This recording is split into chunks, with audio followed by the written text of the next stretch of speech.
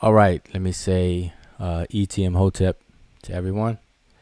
This is your brother Wujao Min Ib Iri Ma'at.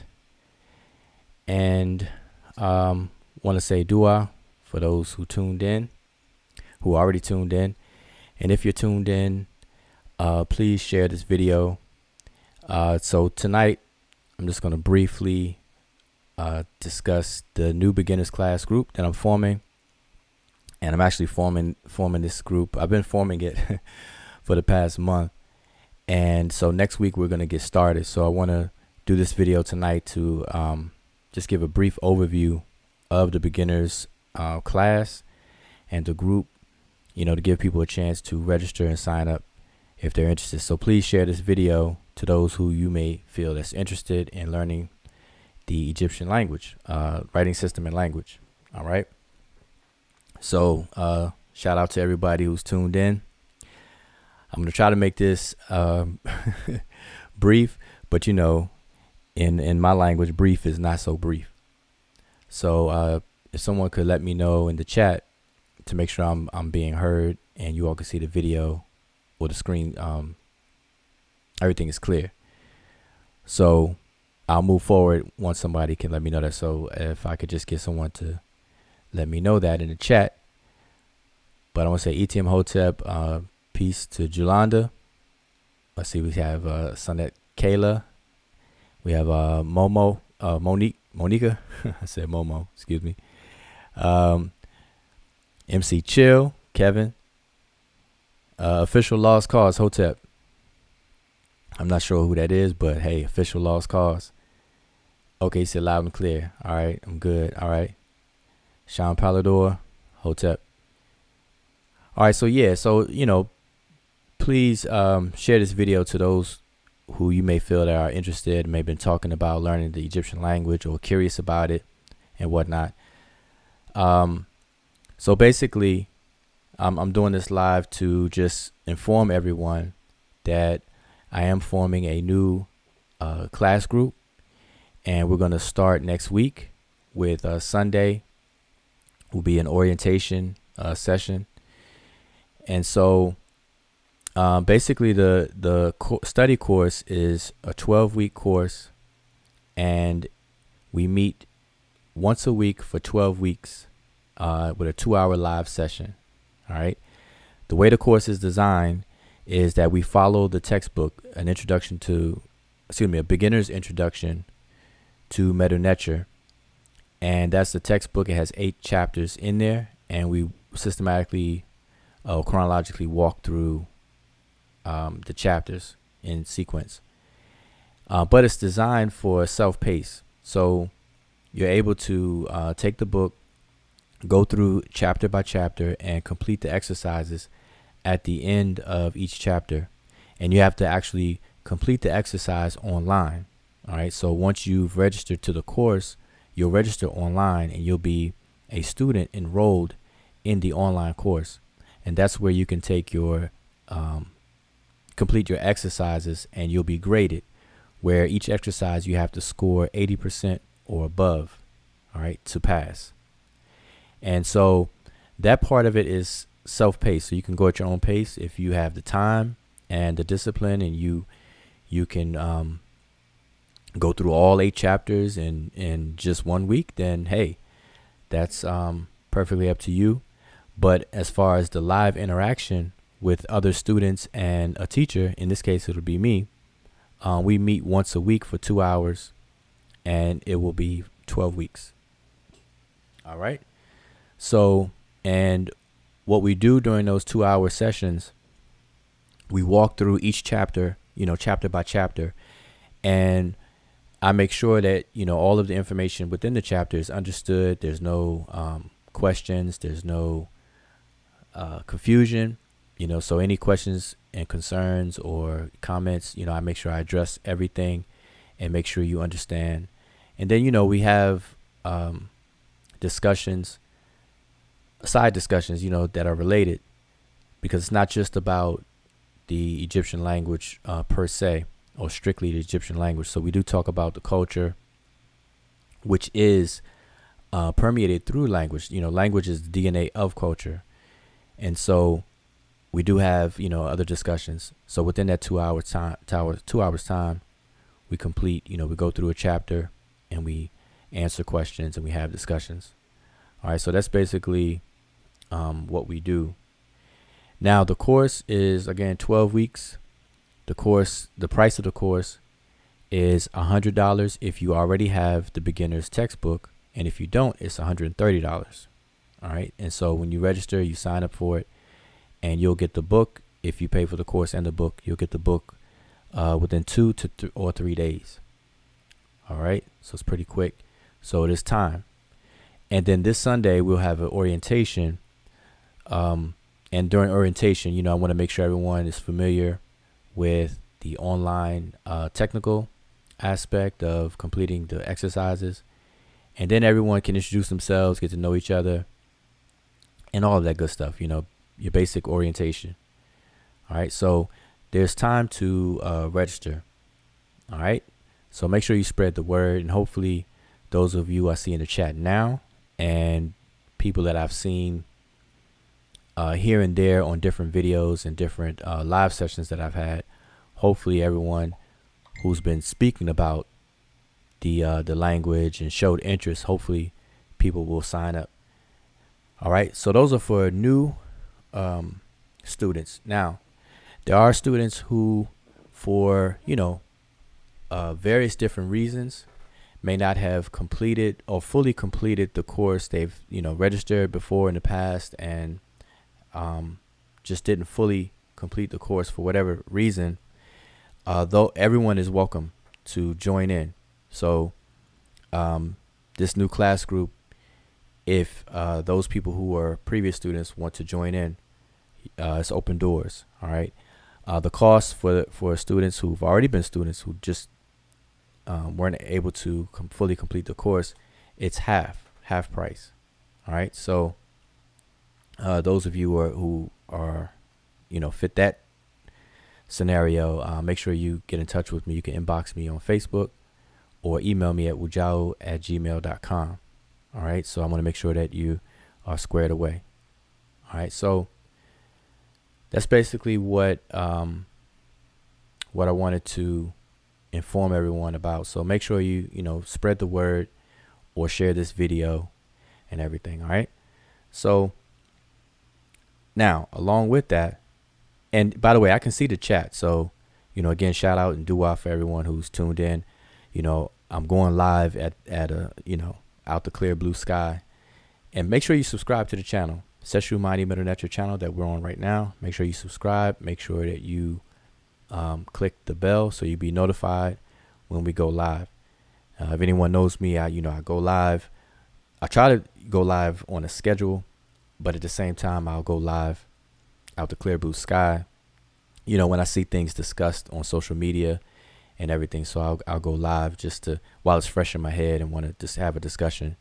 All right. On this channel and also on Facebook. All right.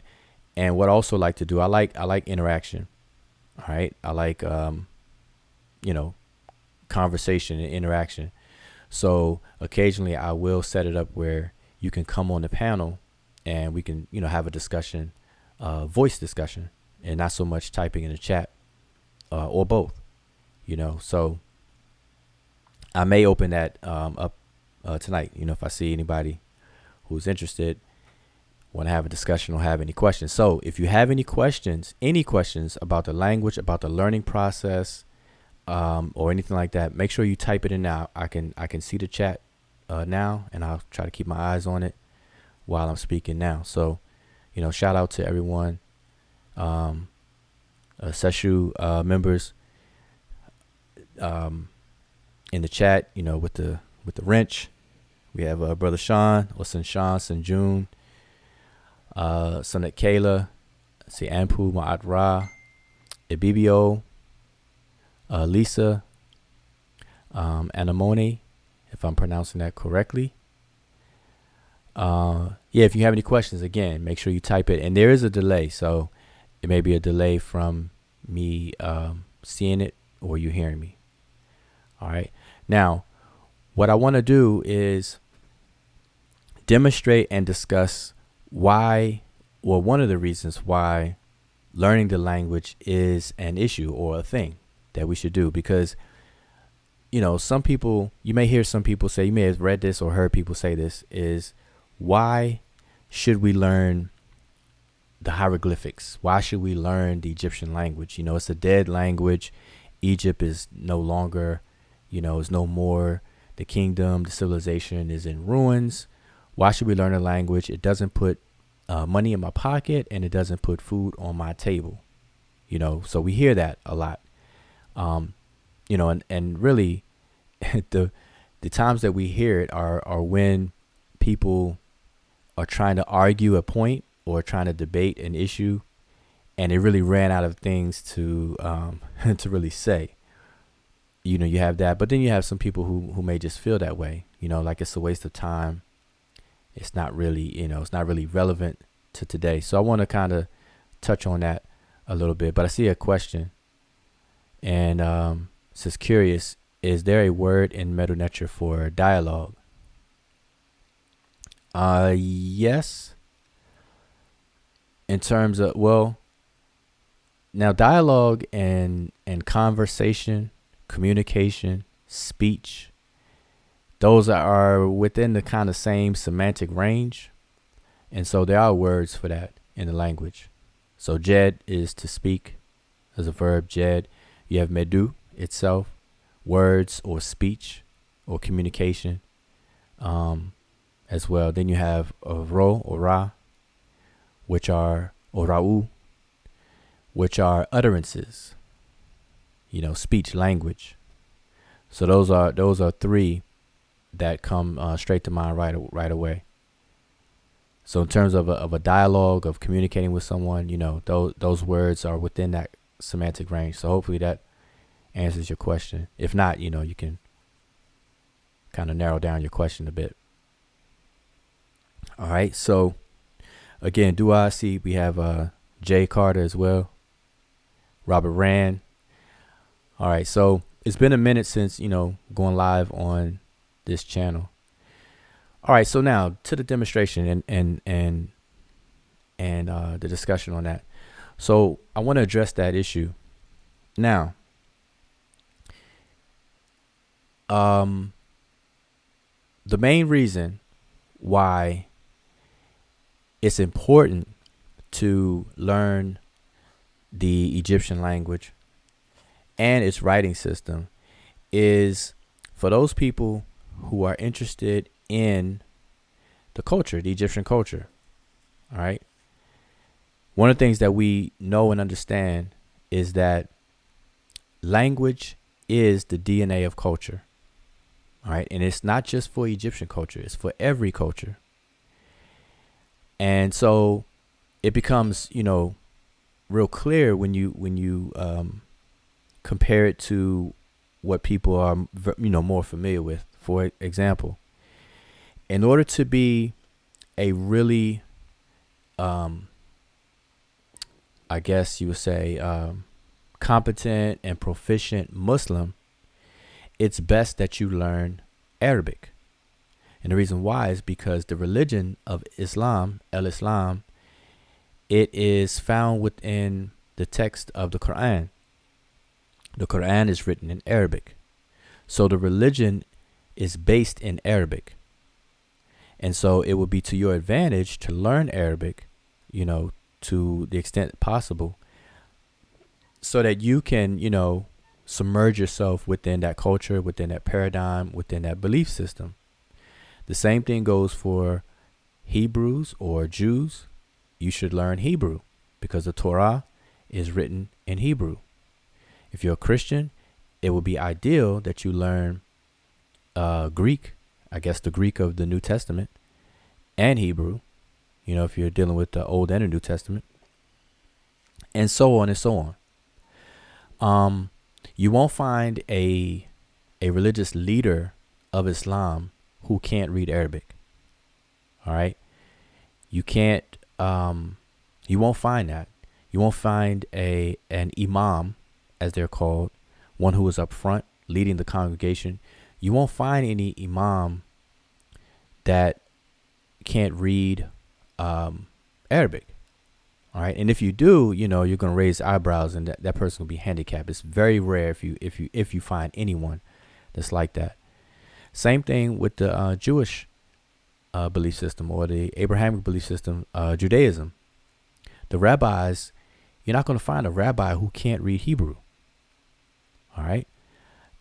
Now, when it comes to Christianity, that's a different story, because you will find ministers and pastors and reverends and all those leadership titles within Christianity with people who cannot read Greek or Hebrew, and it shouldn't be that way. But hey, we do find that quite frequently. Now, there's plenty that will take the time out to read Koine Greek and Hebrew and stuff like that, which is good. But the whole point is that language is the DNA of culture. All right. And so in order to engage a culture, you have to do it by way of its language. And so Egypt, ancient Egypt, we know as Kemet, is no exception. In order for us to engage Kemet and have a meaning dialogue about it, and to ascertain the genius that the ancient Egyptians had in order to erect, create, sustain such a vast and potent civilization. Pretty much the I guess the highest or best civilization in ancient world. Egypt is literally the light of the ancient world. It was the light of the ancient world. So in order for us to engage in that genius, or what did it take? What was going on in the minds of the people in order for them to create such a beautiful, the culture has been cemented and preserved in the writing, and what was left behind. We have artifacts, thousands upon thousands upon thousands of artifacts, texts, you name it. All right. And there's a lot of writing there. All right. And so if we want to engage the culture, we have to do it by way of what was left behind, which is the language. It's really just that simple. And so today we have a lot of people who talk about Egypt. You see a lot of people debating, arguing over it on social media.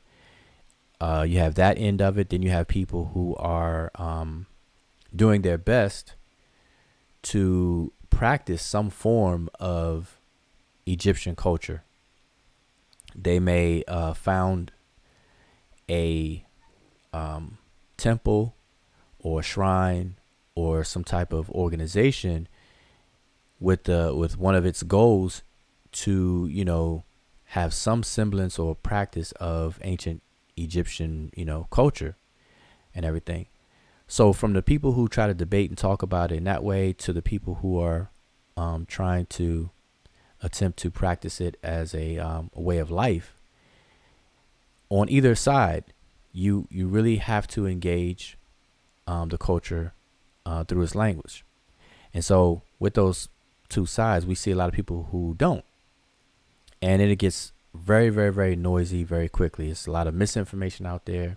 It's a lot of racism, a lot of commercialization of Egypt, pimping of Egypt, hustling, talking points, aha moment, gotcha moments, all these different things that Egypt is being used for today.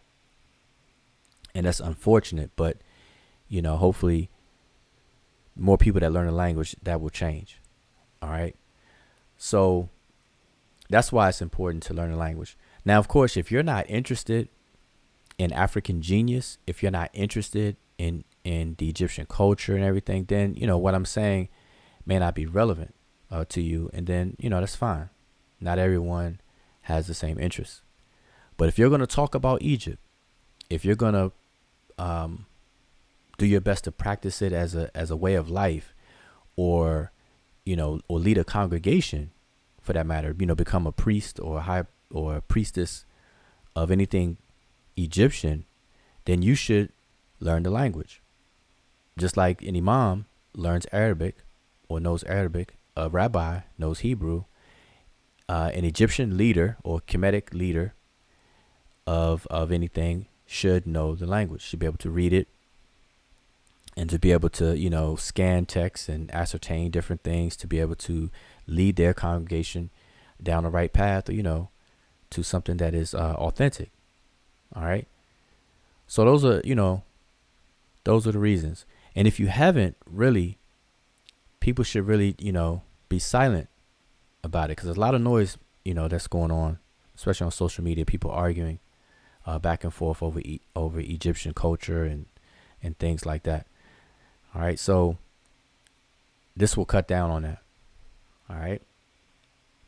Well, that's the importance. All right. So now what I want to do is demonstrate something that, we learn at a beginner's level. And again, so while I'm talking, if you join this live late, just now, first of all, welcome, ETM Hotep, and Dua, thank you for tuning in. But if you have any questions, make sure you type them in the chat, because I can see the chat and I'll address them. I'll keep my eye on there and address the any questions you have. All right. So, or comments, something that you want to comment, and maybe I give my 2 cents or address that as well. All right. So let me just check, make sure I'm not missing any questions before I move on to demonstrating here. So let's see. Okay. Anemone, if I'm pronouncing that correctly, Anemone, or thank you. I'm signing up. I want to converse in mdw-ntr. Okay, so now let me speak on that real quick.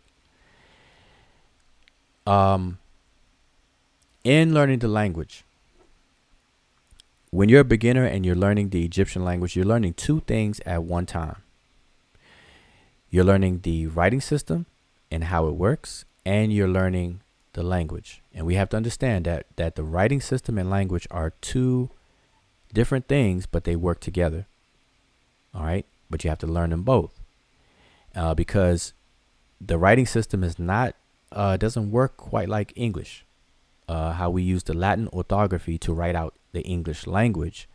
The hieroglyphs, or Sesh mdw-ntr as we call it, is indigenous term for the hieroglyph. The Sesh mdw-ntr is it operates differently. All right, so you have to learn that, and you learn the language. So we're learning two things at once. Now, when it comes to speaking the language, the writing system did not document vowels, similar to how Arabic and Hebrew is. All right, but the writing system, Sesh mdw-ntr, did not document vowels. So the vowels are not there. So scholars, what they've done, in order to pronounce the words, they had to come up with a way to talk about it and to discuss the language. So a long while ago, early Egyptologists, they decided to add a short E vowel in between the consonants. So what we see in the glyphs are just consonants, but we can't pronounce a language. You can't speak a language without vowels, sounds. All right. And so, as a matter of fact, as an FYI, vowels are the voice of language. Comes from the word vocalis, which is the voice of a language. So early Egyptologists decided to put an E, an arbitrary E, in between each of the consonants. This is why we pronounce the words like we pronounce them today. We say for the word for health, Seneb. Some people say, most people say Hotep with an O, but it's usually it's been traditionally spelled with an E, Hetep, Hetep. So that's why we have Amen, and so on and so forth. So these E's have been placed in between all of the consonants. And so I'm saying this to say is that in terms of resurrecting or reviving the language as a spoken language today, we have to just understand and accept the fact that the way we're pronouncing these words today is not historically accurate. And no one really makes that claim that the way we pronounce the words is the exact same way that the ancient Egyptians, who we refer to as the Remich, which they call themselves, that our pronunciations today are historically matching the way that they would pronounce it. All right. It's like the word Unk, like the word Ma'at, Ra, and all these different words that we pretty much know and are common today. We they may most likely they weren't historically pronounced that way. All right. So we just have to have that understanding. Now, there is an ongoing project that is very, very tedious, meticulous, and it takes a lot of rigor and discipline, which is going to cause it to take a lot of time. But there's a project underway to recover as much of the historical pronunciations as possible. All right, and that's a special endeavor, surgical endeavor that involves historical comparative linguistics and some other other fields of study. But that is going on, and so over time, we will be able to improve on the authenticity of pronunciations, and some of them may be lost, and we may have to accept that and then come to a consensus on how words are pronounced, and it won't be as arbitrary as just what a group of people decide on. There's going to be some rhyme or reason or some system to it, even in that sense. But that's later down the line. So I just wanted to make sure everyone understands that. All right. Okay. So any more questions? Make sure I'm not missing anything. Let's see. Sunshine. Unbiased is attempting to call chemists spooky and challenge their understanding of chemistry, elements, etc., claiming he read the 4 primary sources related to what they wrote dealing with its understanding. Okay, attempted to call Kemet spooky. All right, so let me just address that real quick. Really, for anybody to call Kemet spooky, it's really a sign of ignorance, in the sense that that person really doesn't know what Kemet has contributed to the world. In ancient times, when it was thriving in its golden ages, and even to today. All right, to call Kemet spooky is implying that they were an immature society. Spooky, believing all sorts of things that did not have its anchor in some type of effective science, and things like that. And that is very, very far from the truth. Kemet thrived. You have to understand, Kemet was a thriving kingdom for over 3,000 years. Okay, now we say those numbers and we roll it off our tongue, but we really, really, really don't comprehend what that time is. 3,000 years. We could say it fast and, the number 3, but 3,000 years of over 3,000 years sustaining a civilization, a nation, as it did. And then on top of that, contributing so much. Back then, it was the beacon of light. It was the light of the ancient world. And even to this very day, there are things that the ancient Egyptians did, created or invented, and so on and so forth, that we take advantage of today. And some of it, we can't fathom how they did it. And today we can't reproduce what they did under the conditions that they did it in. Some things we can reproduce today because of our technology and what we know and so on today.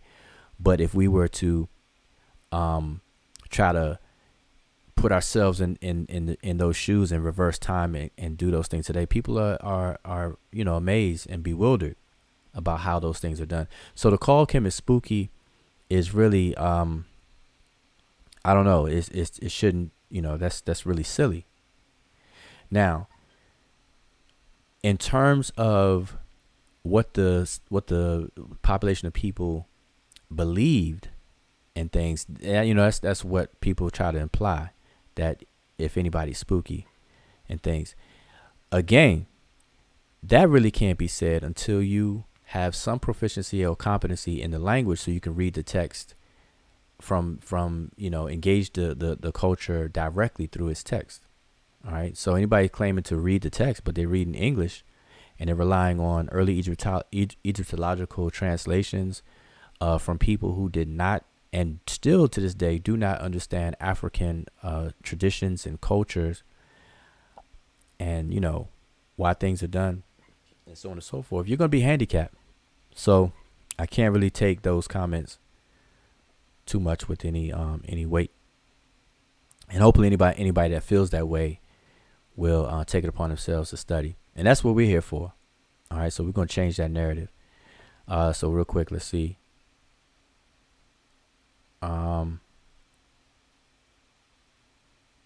Jay Mixon, add vowel points. Okay, I'm not sure what you're asking when you say add vowel points.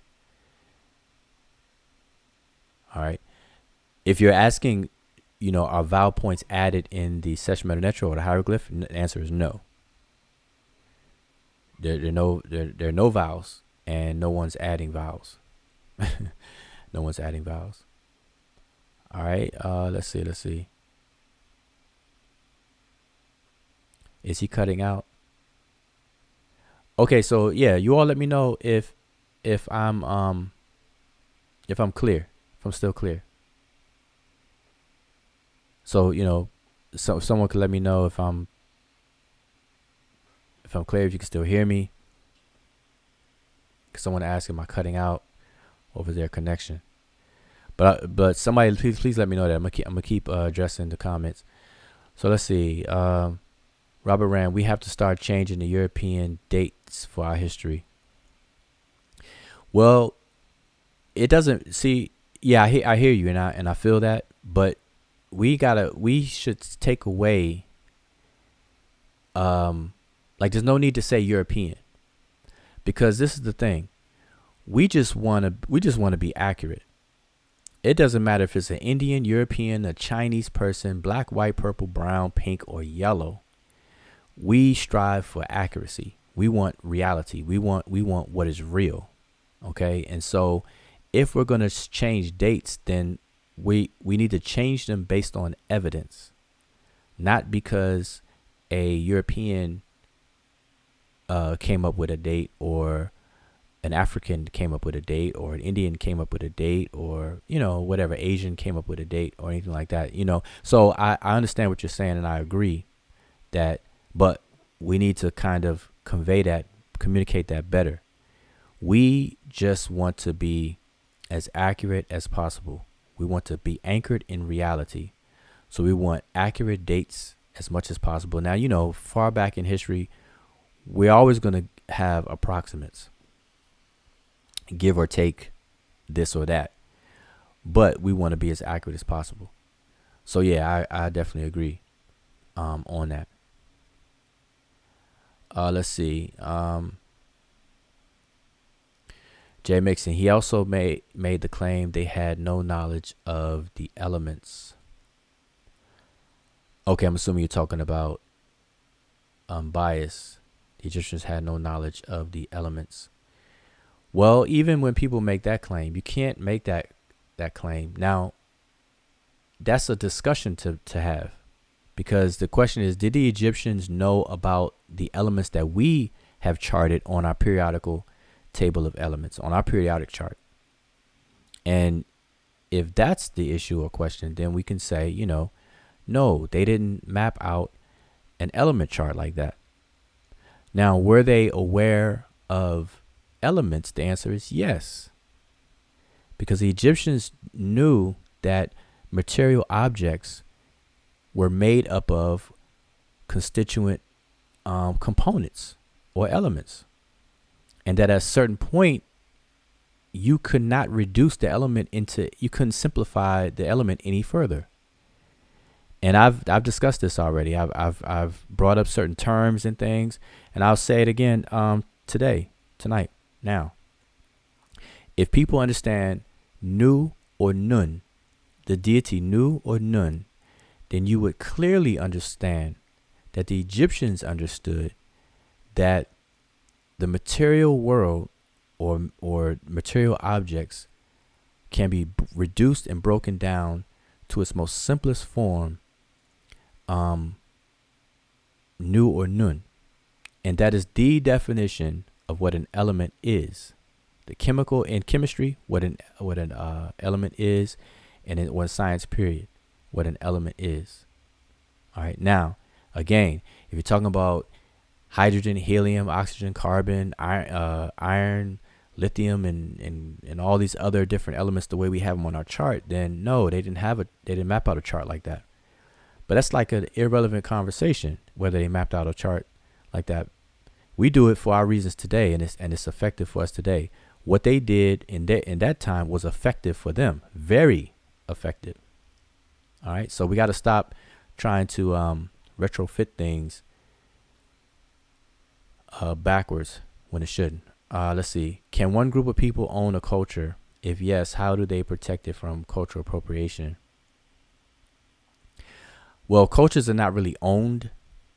Cultures are practiced and are very practical to a group of people. And so cultural appropriation, you can't really stop that because there's crossbreeding of cultures, and some elements of cultures become what do you call it? Technology, for lack of a better word. Just like today, we have an exchange of technology among countries around the globe and within cultures around the globe. And so there may be something that a group of people practice in a certain location that another group of people may learn about, get wind of, or find out about, and then they'll use it, or they'll learn it and use it within their culture in their location. And so we can call that, okay, they stole something, or they borrowed, a cultural item. We could say that's cultural appropriation and whatnot. So, but that happens all the time. That happens today. It happened in ancient times, and so on. So, but people don't really own cultures. Your culture is a subtotal, a total of a range of things. And those range of things come together, and they're supposed to address and answer and solve problems. And it's supposed to be put in such a way to solve problems and to make living life easier and prosperous. And so some elements of some cultures may not work for a different group of people who live somewhere else in a different environment, and so on and so forth. And sometimes it does. So,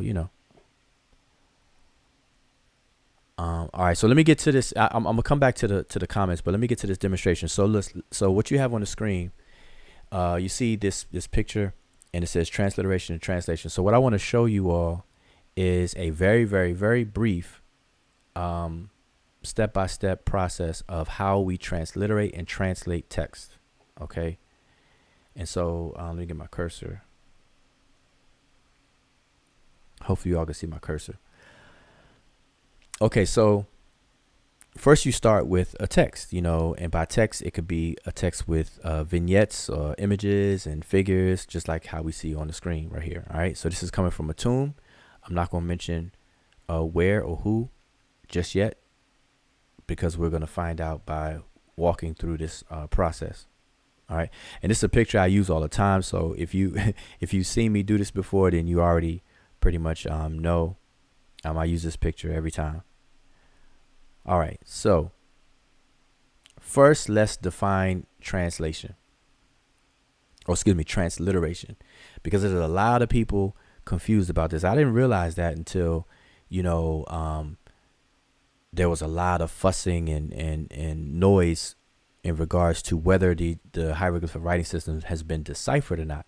And I didn't realize until then that people were confused about the difference between translations and transliterations and transcriptions and then pronunciations. Like all four of those things seem to be combined and muddled up.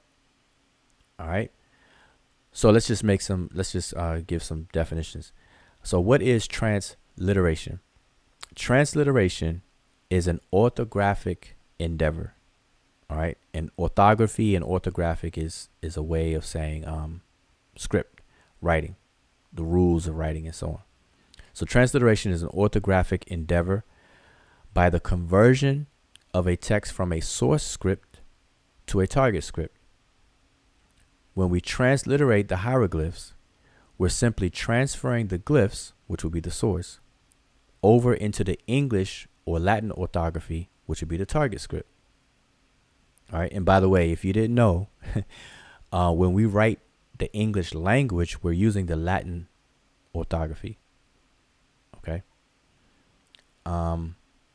This transfer is not a transference of phonetics, which is how something is pronounced, or semantics, what something means, but rather a convention in orthography.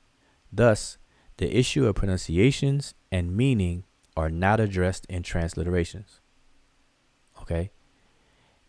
And so the takeaway here is that you should understand that when you transliterate, it's simply an orthographic endeavor.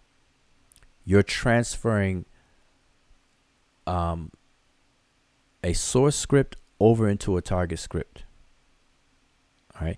The word trans is to move, and literation is from literature, something in writing, some characters. Okay. And so you're taking characters from a source script and you're converting them over, moving them over into a target script. That's it. Okay. So here are some examples. So we have the Chinese script here. We have two characters in the Chinese script. And so the down arrow is transferring or moving it, transliterating it from this script into the Latin orthography. So this symbol here transliterates as yin, yin. This one, pinyin. Likewise with the hieroglyphic, we have three glyphs. The first one transliterates as RA. The next one transliterates as MS. The third one transliterates as SW. This does not reflect its pronunciation or its meaning. Okay, so I just want to make that clear. That's what transliteration is. So now, what is translation? Okay, translation is the communication of meaning of a source language text by means of an equivalent target language text. Translation depends on knowledge of the language. So, translation is a semantic endeavor. You know, semantic means meaning. So it's a semantic endeavor. So what you're doing is you're trying to convey meaning. So you're transporting the meaning from a source language into a target language, not the script. So now you're dealing with the language. And so this is why it says translations depend on knowledge of the language, because you're conveying meaning. So how does this process work? So in the hieroglyph, we have the same three glyphs, these three glyphs, and the transliteration would be RA, MS, and SW, like I showed before. But now we're going to translate it. So now we're going to convey its meaning into English. So we have Ra. MS means to give birth or bore, the past tense of birth. And then Su translates in English as him. Okay. Third person masculine pronoun, him. Third person masculine pronoun, him.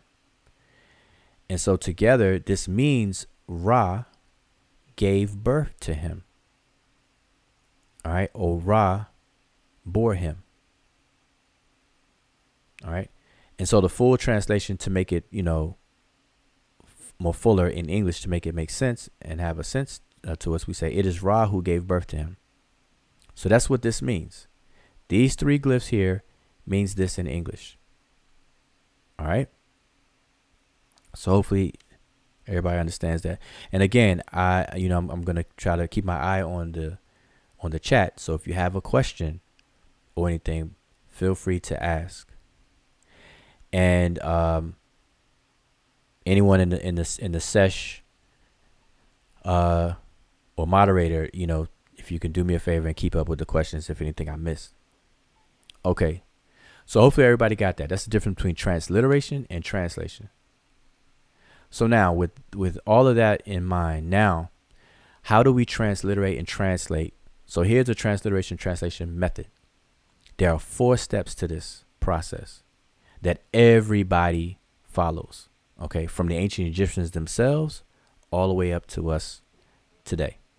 All right. Step 1, we have to determine the direction in which the signs or the glyphs are to be read. Step 2, we have to identify and document each individual glyph.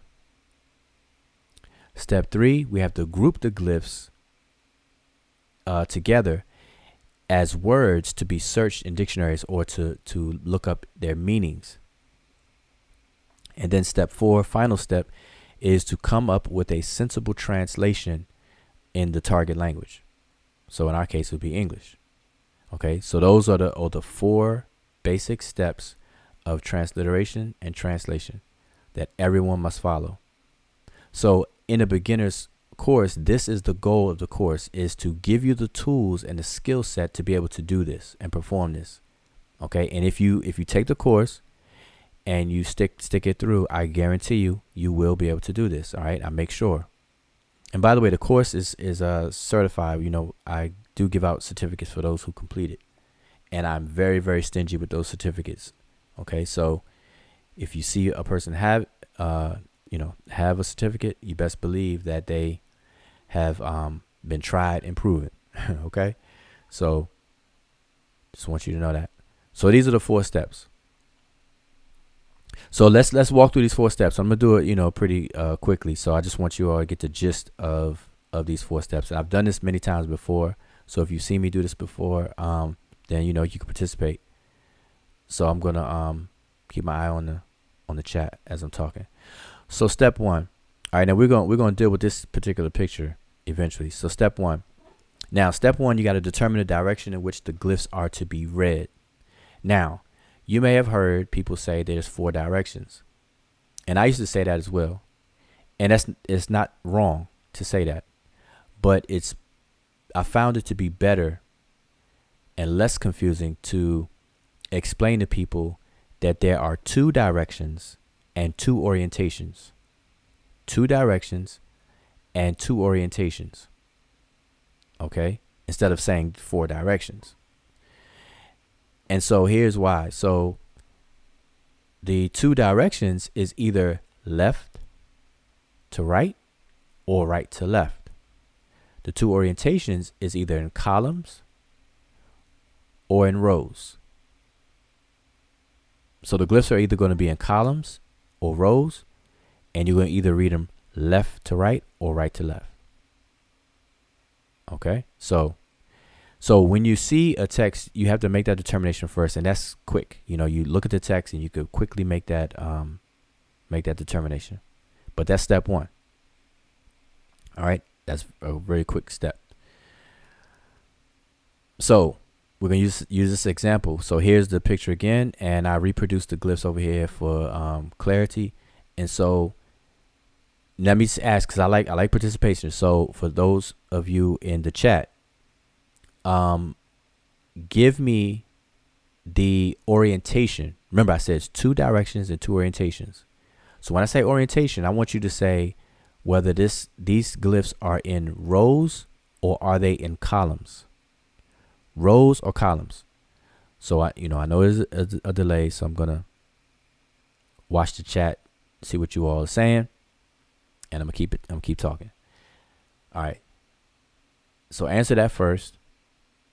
And then I want you all to answer the direction. out of the two directions, are they to be read left to right or right to left? Left to right or right to left? So those are two answers I want to see. I want to see you all say rows or columns, and I want you to say left to right or right to left. RTL or LTR. All right, so I see columns.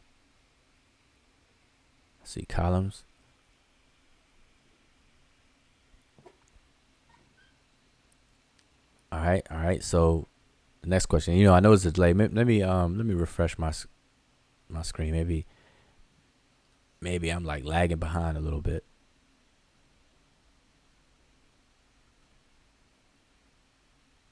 Catch up to you all.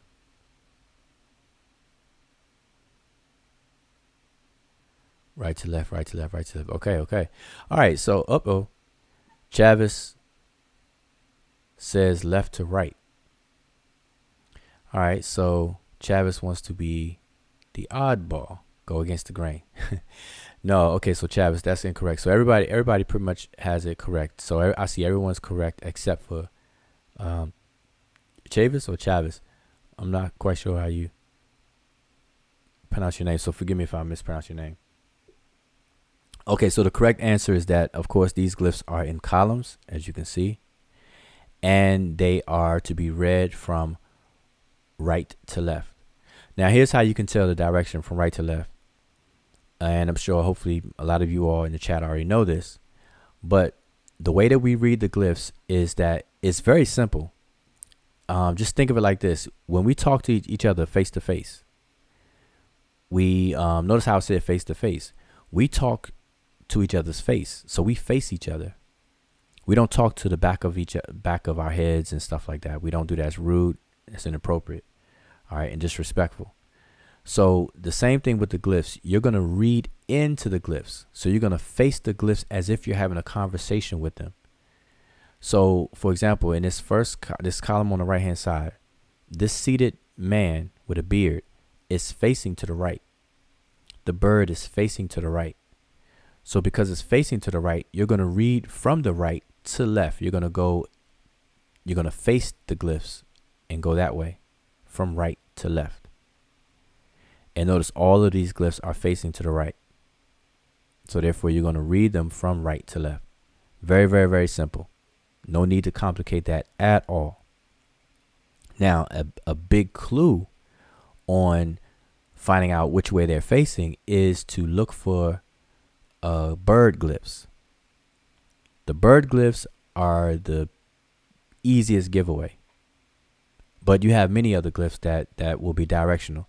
Now, here's an exception. There are some glyphs that on their own, they have no direction. So for instance, this basket here, there's no right or left to this glyph. The bread loaf, there's no right or left. The flat strip of land, there's no right or left. This, what they call in the placenta, they really don't know, quite sure, or they're not quite sure. It has no direction. Okay, so I just want you all to understand that there are glyphs that have no direction. But the good thing is that you're not going to find a text that only contains these glyphs with no direction. Every single text that you find is going to have glyphs that are directional in it. Okay, so so you don't have to worry about that. All right. But anyway, that's step 1. And I'm using this picture to demonstrate. Let's move on to step 2. So now okay, so let me just make sure I'm not missing any questions. Okay, Jay Mixon, how is it determined left or right? Okay, yeah, I just explained that. So hopefully that answers your question already. And okay, Travis, how do you know where to start, up or down? Okay, so that's a good question. Let me go back. You're always going to start at the top. Okay, and work your way down. Now, this particular text is in columns, so that makes it obvious.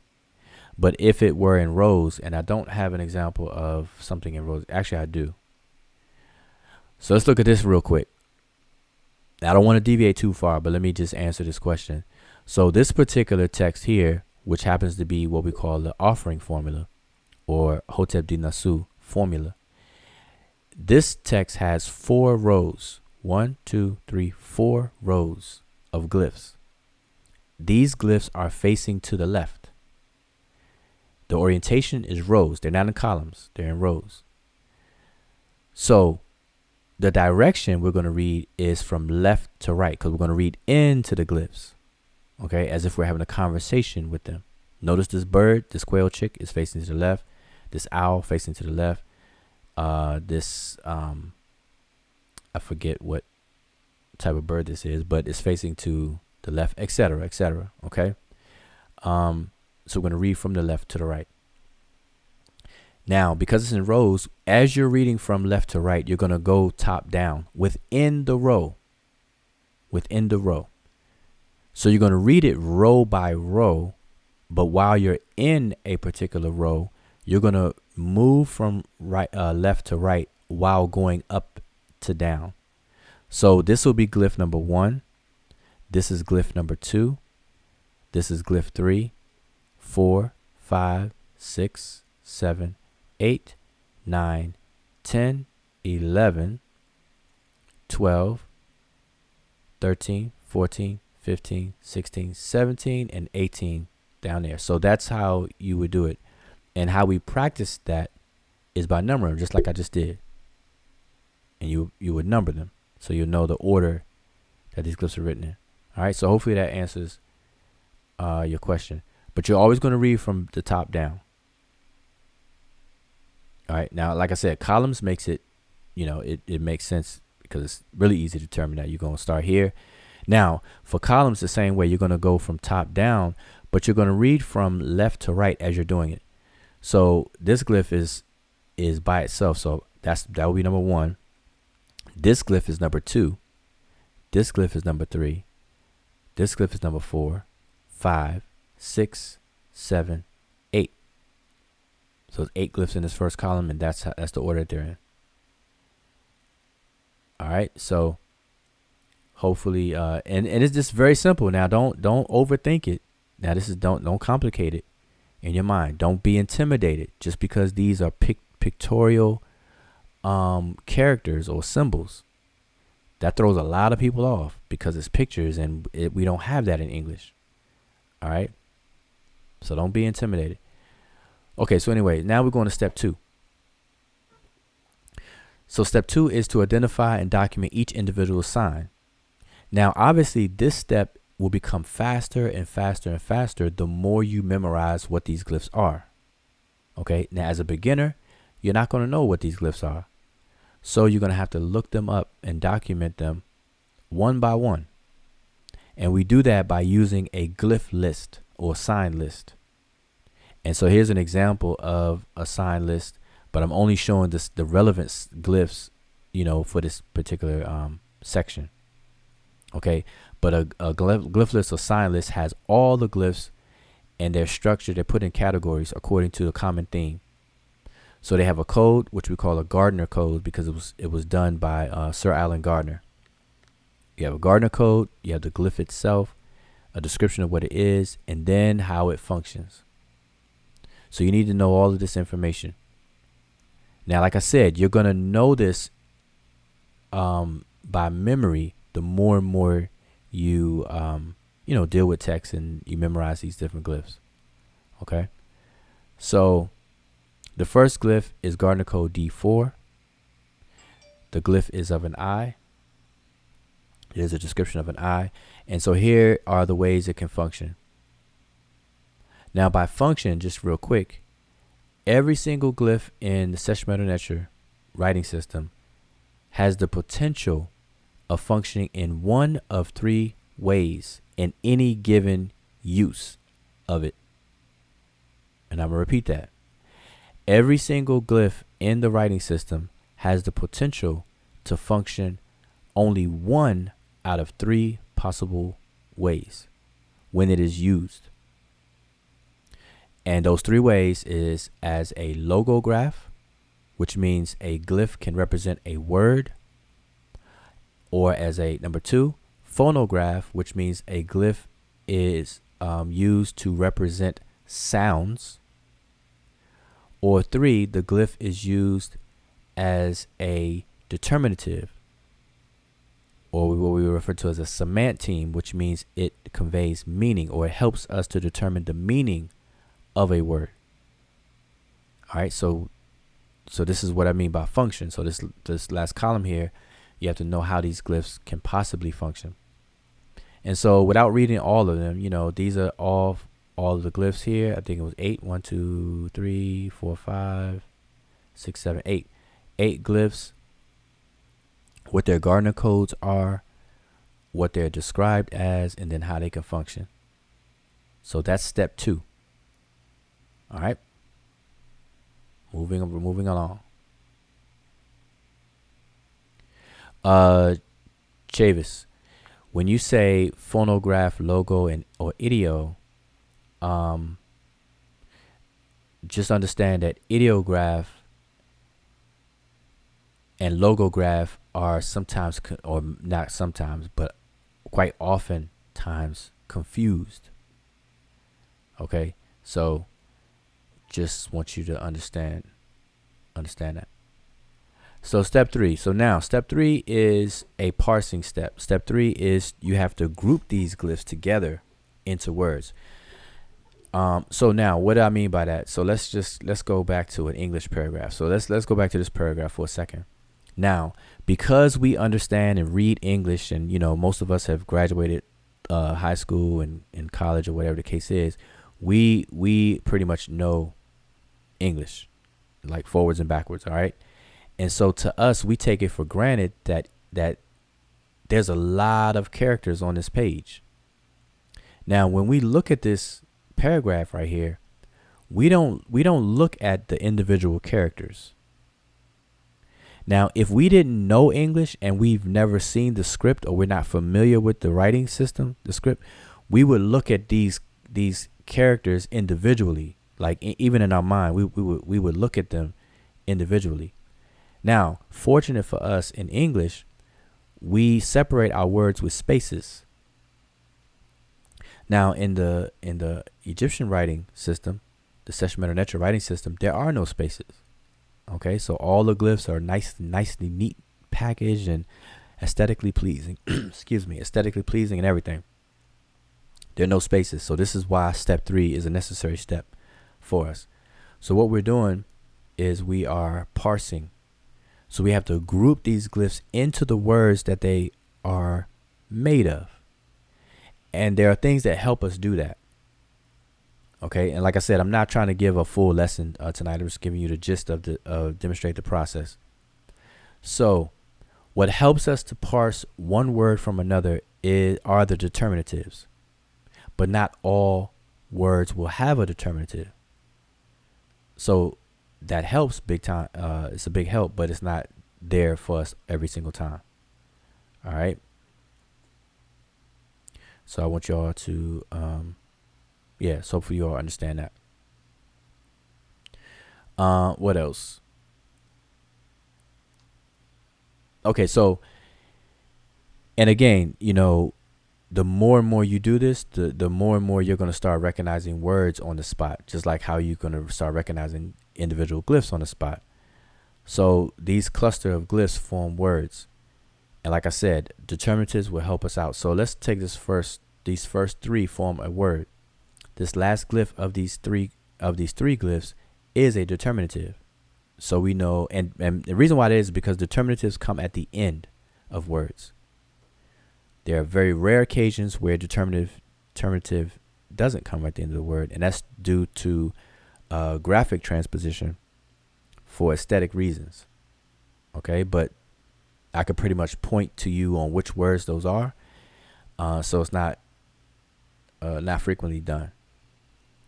But this last glyph is a determinative, and it ends the word. So these first 2 glyphs, by the way, determinatives are silent.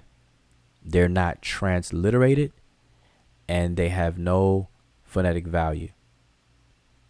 All right. This is an orthographic thing, a reading device. So this spells out the word Wasir. It transliterates as WSIR. We pronounce it as Osiris or Asar or Usir, Osir, etc., etc. All right. So those first three glyphs form the word Wasir. The next three glyphs form two words, Hemet Nasut. Okay. And the last two glyphs spell out one word, Waret. Like I said, I'm, without going into too much detail, these 8 glyphs form 3 words. This middle word is a phrase, so it's really 2 words. So these 8 glyphs form 4 words altogether. Now you have to do this because now you can take the word and your transliteration of this word. Now you can utilize dictionaries. So remember, in step 2, we use a sign list or glyph list. In step 3, right, as you see here, that's when we open up the dictionaries. All right, that's when we open up the dictionaries. So we look up this word Wasir, and it is the name of Osiris. We look up Hemet Nasut. It means royal wife, wife of the king, or simply queen. Waret means great. All right, and so we look it up. So these page numbers I have right here are the dictionary page numbers in Mark Vigus dictionary where you can find these words. All right, so that's step 3, and you have to do that for all of the words in the text you're looking at. So let me just before I move to step 4, let me make sure I'm not missing any questions here. So let's go here. All right, Jay Mixon, can you imagine how long it took to write a sentence? No, it's not. It's not long at all. Look at for this, for example, these 3 glyphs spell out a phrase. Royal wife. The word Hemet by itself is wife. Nesu or Nesut is king, or royalty or royal if it's used to compound another word. It's a compound word or phrase. So this is saying royal wife, and we simply say queen. All right, so no, it don't take long at all. It says there were upwards of 500 characters, right? No, well, from the Old and Middle Kingdom, there are roughly 750 to 1,000 glyphs that were in use. And that pretty much remained constant for a good long time. It wasn't until the Late Kingdom or later Egyptian where they started to create more and more and more glyphs. And it got up to an approximate 7,000. Okay, so, and even 7,000 is a lot less than Chinese scripts that are used today. All right, so let's see. Anything else am I missing? Good question. I'm also curious if some glyphs are regional, that is more likely to be used in Upper or Lower Egypt, if they are more likely to be used in Old or Middle Kingdom. Regional, no, but in eras of time, yes. So like I basically kind of answered that part of it already. So from in the Old and Middle Kingdom, there were a total of 750 to 1,000 glyphs in the repertoire, in the inventory of glyphs. During the Late Kingdom is when they started to manufacture new glyphs, and at the end of the day, it ended up being roughly about 7,000. All right. Let's see. Anything else? What does Nesu mean? Nesu means king or royal. All right. 42. I didn't know the Late Kingdom ballooned the number of glyphs. Oh yeah, definitely. The Late Kingdom, they were inventing glyphs like 2 glyphs a day. No, but they've definitely increased the inventory of glyphs. All right, so let's move on to step 4. Step 4 is straightforward. But let me before I go into step 4, let me explain this about step 3. Step 3 is, remember, we're grouping signs into words to be searched in dictionaries. So this is a pattern recognition step or parsing step in terms of the words. So now in English, if we didn't have spaces in our writing, we would still be able to identify words, because the human mind is attracted to patterns. Patterns draw our attention. We're attracted, or becomes a magnet. Patterns is what our mind seeks out. And so this sentence here, everybody in the chat should be able to read it, even though it has no spaces. And so I'm just going to read it out loud because I won't be able to hear you all. But it says, this is a short sentence without spaces that you can read. Okay? We can read that though. Why? Because we know English and we understand how the writing system works. So likewise, once you become comfortable and understand how the writing system works, you'll be able to parse these into the words that they are, even though there are no spaces, just like we just did with this. Okay, so hopefully you get that. Now this sentence right here is a sentence in Spanish. Now, I don't know, those of you watching right now, how many of you are familiar with Spanish, but if you're not, when you see this sentence, you can't make heads or tails out of it. You don't know what the words are. And to you, all you see is a bunch of characters strung together.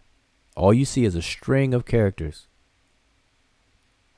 And so the reason why I'm doing this, and I've done this many, many times, to prove and demonstrate the point that your perception is key. You're going to look at this and understand and know where the words break up at. Why? Because you know English already. You're familiar with the writing system and you know English.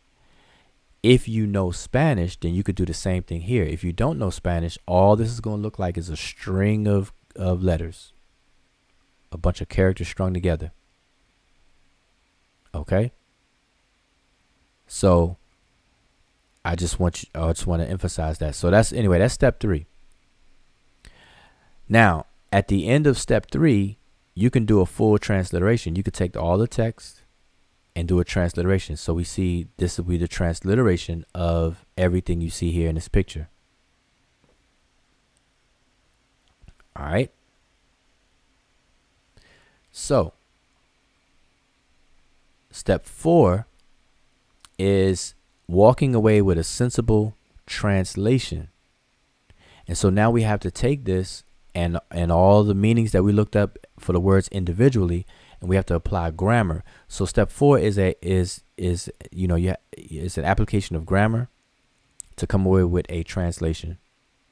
And so you have to be a little competent with the grammar. So now at a beginner's level, we only deal with a bare minimum amount of grammar, because once you've completed a beginner's level, then you actually do a full analysis of the grammar, and that's a separate study, separate course, and I will be teaching those as well.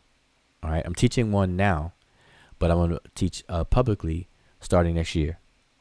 All right, and a textbook. I'm publishing a textbook. That's what's the reason why I'm not teaching it publicly now, is because I haven't completed the textbook as of yet, but I plan on having it done by the first quarter of next year, and I'm going to start those classes. And they're no joke. I'm just letting you know right now. I have some very, very dedicated students right now, and we've been at it for a whole year. You don't hear much about it because it's not a public course or study, but we've been at it for a whole year, and everybody's been moving on very, very, very nicely. So you're gonna see some folks step up and out soon. But anyway, so step 4 is you're gonna come up with a translation. So step 4, the translation of this text is Wasir, or the Wasir, the Great Queen, And then we have Lady of the Two Lands. So let me just read now. In the transliteration, this is where we get our what we call Egyptology speak, or classroom pronunciations. So this is how we would pronounce this today. We would say Wasir Hemed Nasu, Waret Nebet Tawi, Neferet Iri Meret Nimut, Ma'acheru Ker Wasir Netcher A. Okay, so what does that mean? And so here's the translation. The Osiris, or Wasir, the great queen, lady of the two lands, Neferet Iri Meret Nimut, which is the name Nefertari, Neferet Iri, but people pronounce it fast and say Nefertari. True of voice in the presence of Wasir, or Osiris, the great god. That's what this text is saying. So we have Wasir, and I want you to notice as a side note, she is called Osiris. Okay, so she is the Osiris, the royal wife, or the queen, the great queen. We have Weret, which means great. So the great royal wife, or the great queen. Then we have Nebet Tawi, these 4 glyphs here, which is mistress or lady of the two lands. And then within the Shinu, or what people call a cartouche, is her name. And sometimes you'll find a person's name and some extra titles we call referred to as epithets. So we see her name, and we have Neferet Iri. Then we have Meret Ni Mut. She's the beloved one of Mut, the goddess Mut. Okay. Then we have Ma'acheru, which means she's true of voice. And then Kher Wasir, which is she's before, or standing in front of, or before the deity Wasir, who is Netcher A, the great god. So this last column is Netcher A. All right. And so this figure here, now we know who it is. This Nefertari. And this is a crop picture. This is actually from her tomb. And like I said in the beginning, I wasn't going to say her name because her name is right there inside the Shinu. All right. So I just wanted to demonstrate that. So everybody who takes the beginner's course will be able to do what I just did. Okay, you'll be able to do that. All right. And as an advanced or next level, we do a full analysis of grammar and everything, because on the beginner's level, you can only get in but so much, and you learn basic, very, very, very basic grammar.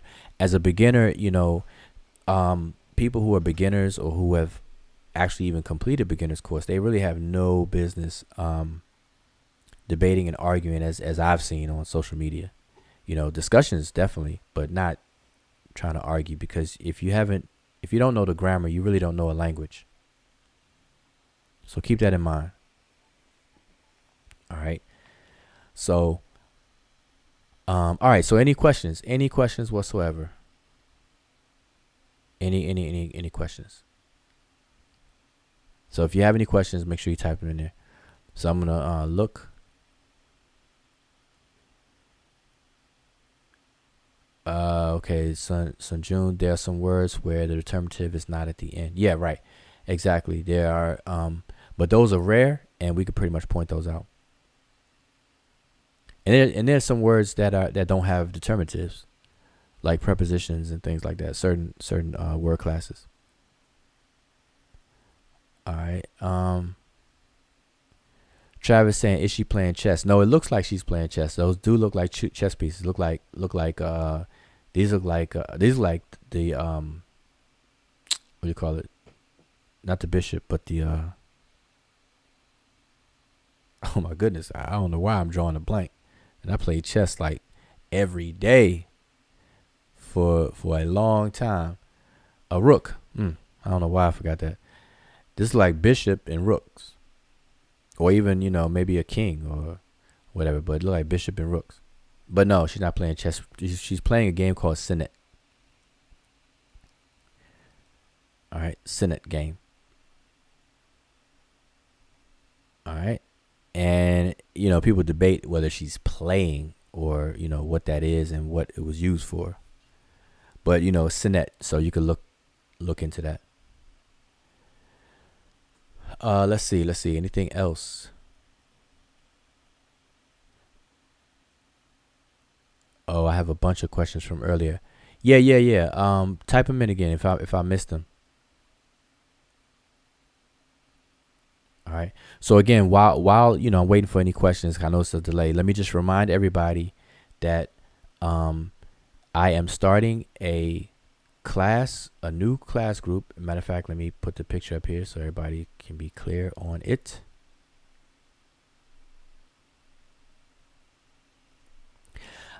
This is the advertisement for it. You'll see it on Facebook. I post it on Facebook, and I'm gonna post it all week. The next few days and next week, because people still have time. So you really have a little over a week still to register. But I am gonna have an orientation this coming Sunday, 12 noon. I'm having an orientation for those people who have already registered. Because I don't want to keep anybody waiting longer than they have been. All right. So I have people who have already registered, and I'm going to have an orientation, so we can kick things off. But the orientation is just the orientation. So people want to register, you still have time. So, so now we have these classes, or you register on Sable University. All right. And it's called Let the Ancestors Speak, because the Egyptians are speaking through their language. And it's Beginner's Introduction to Egyptian Hieroglyphic. I'm going to be the teacher. And so you're going to learn, those items that you see there. And again, the cost is only $130 if you don't have the textbook, and it's only $100 if you do. Okay, so when you register, if you're paying the whole $130, you will get your book within 2, at the most 3 days. Business days. 2 business days. So Sunday, if you register on Saturday, you won't get it till Tuesday probably. All right. But now let me show you exactly where you register. So let me, I got to show this. Make sure everybody's up to speed on where to register. So you go to sableuniversity.com. This is where you're going to actually register. So when you want to register, and please spread the word, because I want to get as many people as I can who are interested and have been waiting. So obviously, I'm not trying to proselytize and force people to take the course or not, but there's been people who've showed interest in the recent past, and people who have talked about it. So I want to make sure that they know that a class is being formed. So please share this video, share this advertisement that you see on my Facebook page, share it, and if you hear anybody mention it, let them know. So here is sableuniversity.com. So we can go to sableuniversity.com. This is the homepage, and this is what you'll see. So where you want to go is you want to go to courses and click on courses. It's going to take you to all the courses on the site as it is now. And you're going to scroll down to Beginner's Introduction to Egyptian Hieroglyphic.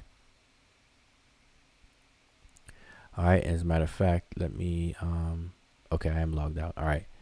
So it's Beginner's Introduction to Egyptian Hieroglyphic, and you click on it. And it's going to give you the description, the cost, and everything. And you can click this button here to purchase or register for the course. Or as you scroll, you'll see it likewise over here to the side. All right. Or even at the bottom of the page, you'll see it says buy this course, $130. Now, if you already have the textbook, then when you purchase the course, when you check out, all you do is put this code in, GOTBOOK, GOTBOOK, and that will subtract the $30 because you're saying that you already have the book, and a book will not be mailed to you. Okay, so at the end of the day, the course is going to be $100 or $130, depending on your situation. But that's it. Very simple. Click there, register, and you're on board. All right. So again, please spread the word for that. And let me get back over here. So any questions? Okay. Sun June. Okay. He says Robert Rand asks, when are we going to challenge white academia? We're already doing it. We're already doing it now in a formal way. we're doing it, but not so much in a formal way, which is probably why you don't quite see it and why you even asked your question. So, we are and will be challenging academia. And so what I want everybody to understand, see, when we point the finger and we communicate and we say European or white academia or European academia or whatever, when we do that, we have to understand that we are opening ourselves up to be vulnerable. And this is what I mean by that. When we say things like challenge white academia or challenge the European on X, Y, and Z, what we're saying without saying it, we're saying that black academia or African X, Y, and Z must be right. And that's not a scientific it's not a good thing to do that, because it leaves us open, as if everything that a black person writes or puts in print or whatever must be correct. So a true scientist, as we are, or as I am, it doesn't matter what color, what ethnicity, none of that stuff matters. You're either right or you're wrong. And so we're challenging academia, period, on the validity and authenticity of what they say this is and that is, and so on and so forth. That's what we do. So we're challenging them all. It doesn't matter what color they are. Okay, so I just want to stress that. All right, now I fully understand why you asked the question, and I have no problem with it and whatnot, because it makes it seem like, especially in a social community, in a social community, on the social media platforms, it looks like black on black crime. It looks like black on black beefs. Especially, on these certain platforms, the debates you see, everybody in the so-called conscious community, they're going at each other. And so, which prompts the question, like, man, we go at we going down each other's throat. When are we going to challenge the white academia? So I understand the question. All right. I understand the question, but we have to change the narrative and understand that, me, Brother Wujau, it doesn't matter. We're going to challenge any and everybody. If you're wrong, you're wrong. A black person could be wrong, we're going to say it. White person wrong, we're going to say it. Pink person wrong, we're going to say it. Purple person, we're going to say it. It doesn't matter. None of that stuff matters. But because it don't matter, we've been doing it. We've been challenging academia and everything. All right. So let me give you a recent example. So all of academia, white and black, they believe that the Egyptians named their country Kemet, that name Kemet was inspired. Well, white academia don't even believe this, so I'll take that back. But there's a lot of people in the conscious community who are influenced by African scholars, or we would say black academia, that the inspiration for the kingdom's name, Kemet, came from the skin color or the color of the people's skin. Okay? And so that's not right. So we're challenging that. And it just happens that, the people who are advocating that are people like you and I, black folks. And so it seemed like, okay, we're attacking black folks. But we're dealing with white academia on that issue as well, because the reason why black folks even say that in the first place is because they're piggybacking off of what white people say, that the word Kim in the name Kemet means black.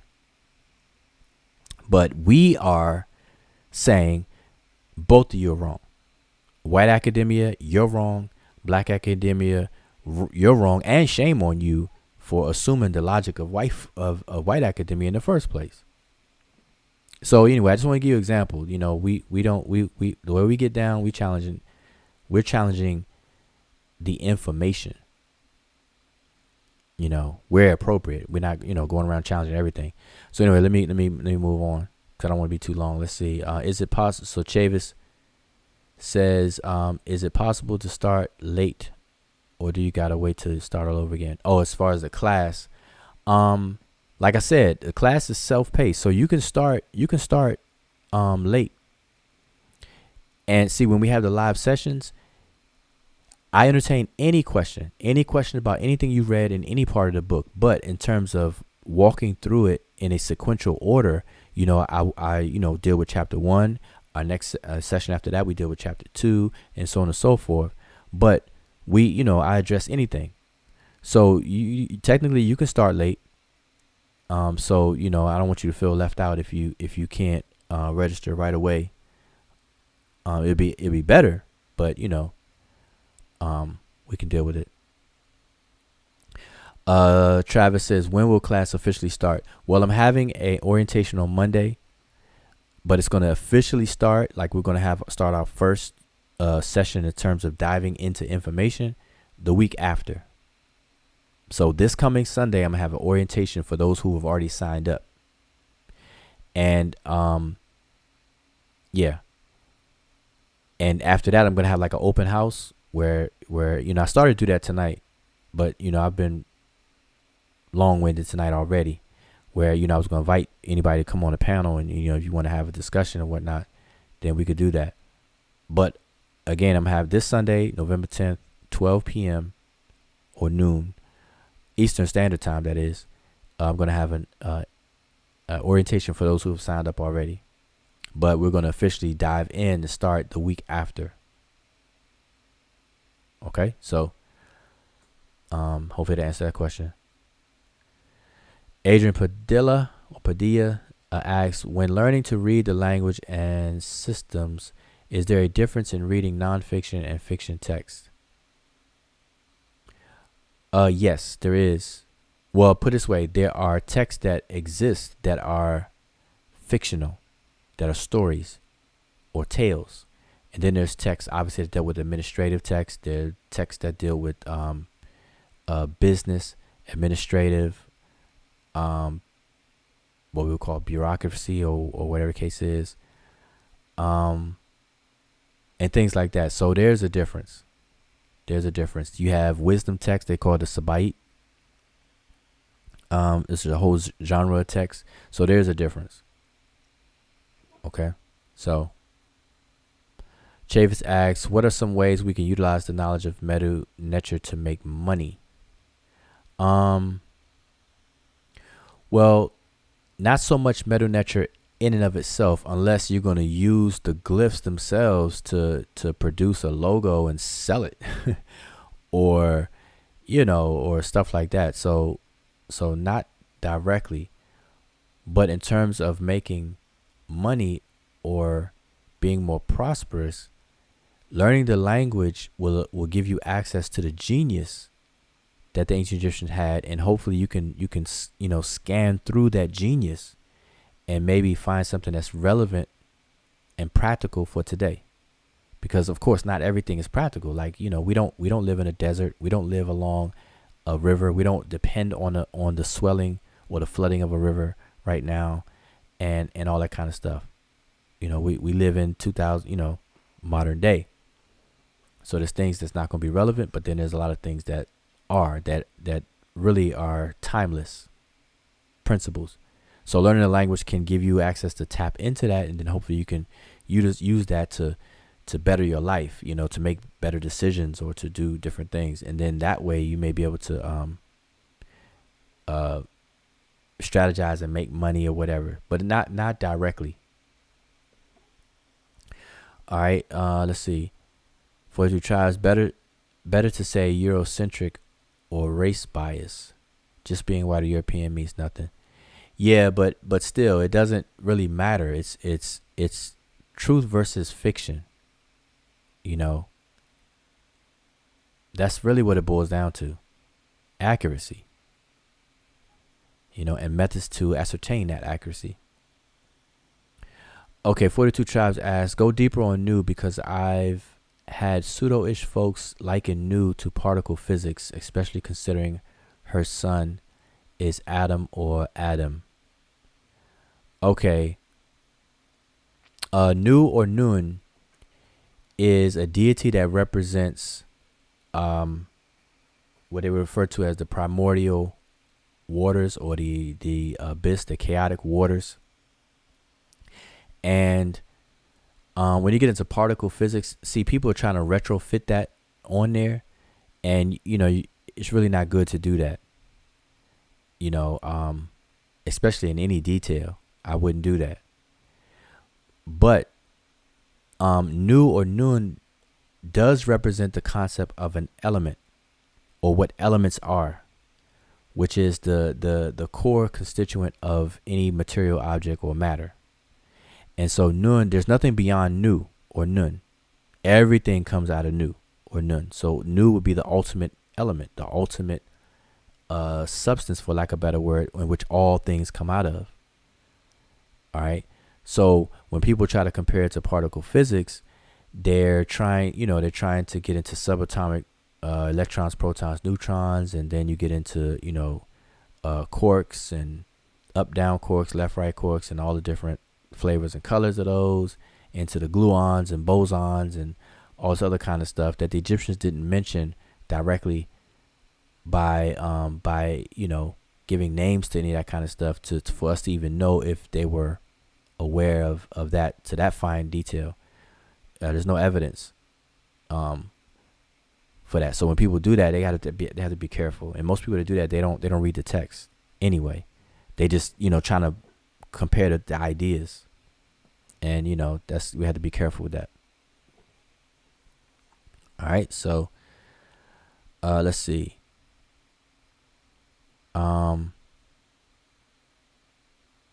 terms of Atum being the sun, Nu, yeah, Atum rose out of Nu. Everything comes out of Nu. Okay, so remember that. Let's see. Everybody can get the smoke. Okay. BBO asks, when my brother learned Japanese, the way Yoda spoke was an example of how we can translate Japanese to English. Does the mdw-ntr have anything we can connect to today to help understand? When you say Yoda spoke, I'm assuming you're talking about one of my favorite characters in Star Wars. And when you say the way he spoke, like how he reversed the clauses, like he'll say,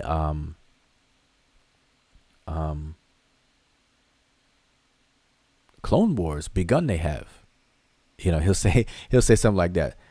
Clone Wars, whatever. That's my cheap Yoda impression.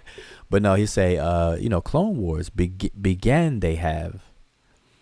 Now the way that's spoken in Sesh mdw-ntr, the verbal sentences, these are sentences that have a verbal predicate.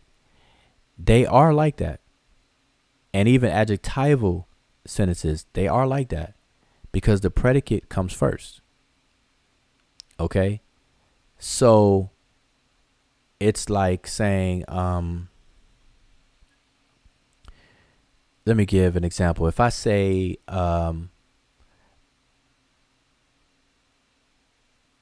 Desher Majat, as a very, very short example, Desher Majat. What I'm saying in normal English is the book is read. The book is read. Desher is the word for read. Majat is the word for book. But I'm saying Desher Majat, which means the book is read, as opposed to Majat Desheret, which means in English the red book. That's a phrase. The red book. That's not a sentence. That's just a phrase. The red book. Majat Desheret. But if I say Desher Majat, I'm actually saying a sentence. I'm saying the book is read. But now literally, read is first. I'm saying read first. So I'm saying is read the book. And that's similar to how Yoda spoke. Okay, so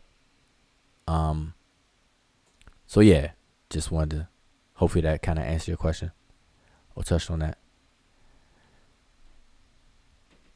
Let's see. Travis, that's real because it's a lot of pseudo black scholars. Oh, I mean, yeah, it's a lot of misinformation out there. Period. Really is. We could challenge more Eurocentric nonsense if we weren't laden in lying scammers like young Bozo and Dane Runaway. It's hard to leave that unchecked. Yeah, and see, this is the thing. This is the thing about people that want to see more quote unquote white academia being challenged. This is the thing. We have to clean house first. We have to get ourselves together first.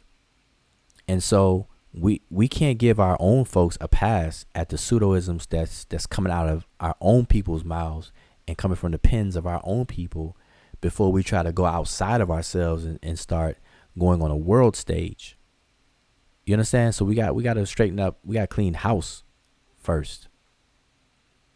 If we're going to follow that train of thought, we got to clean house, because you're only as strong as your weakest link.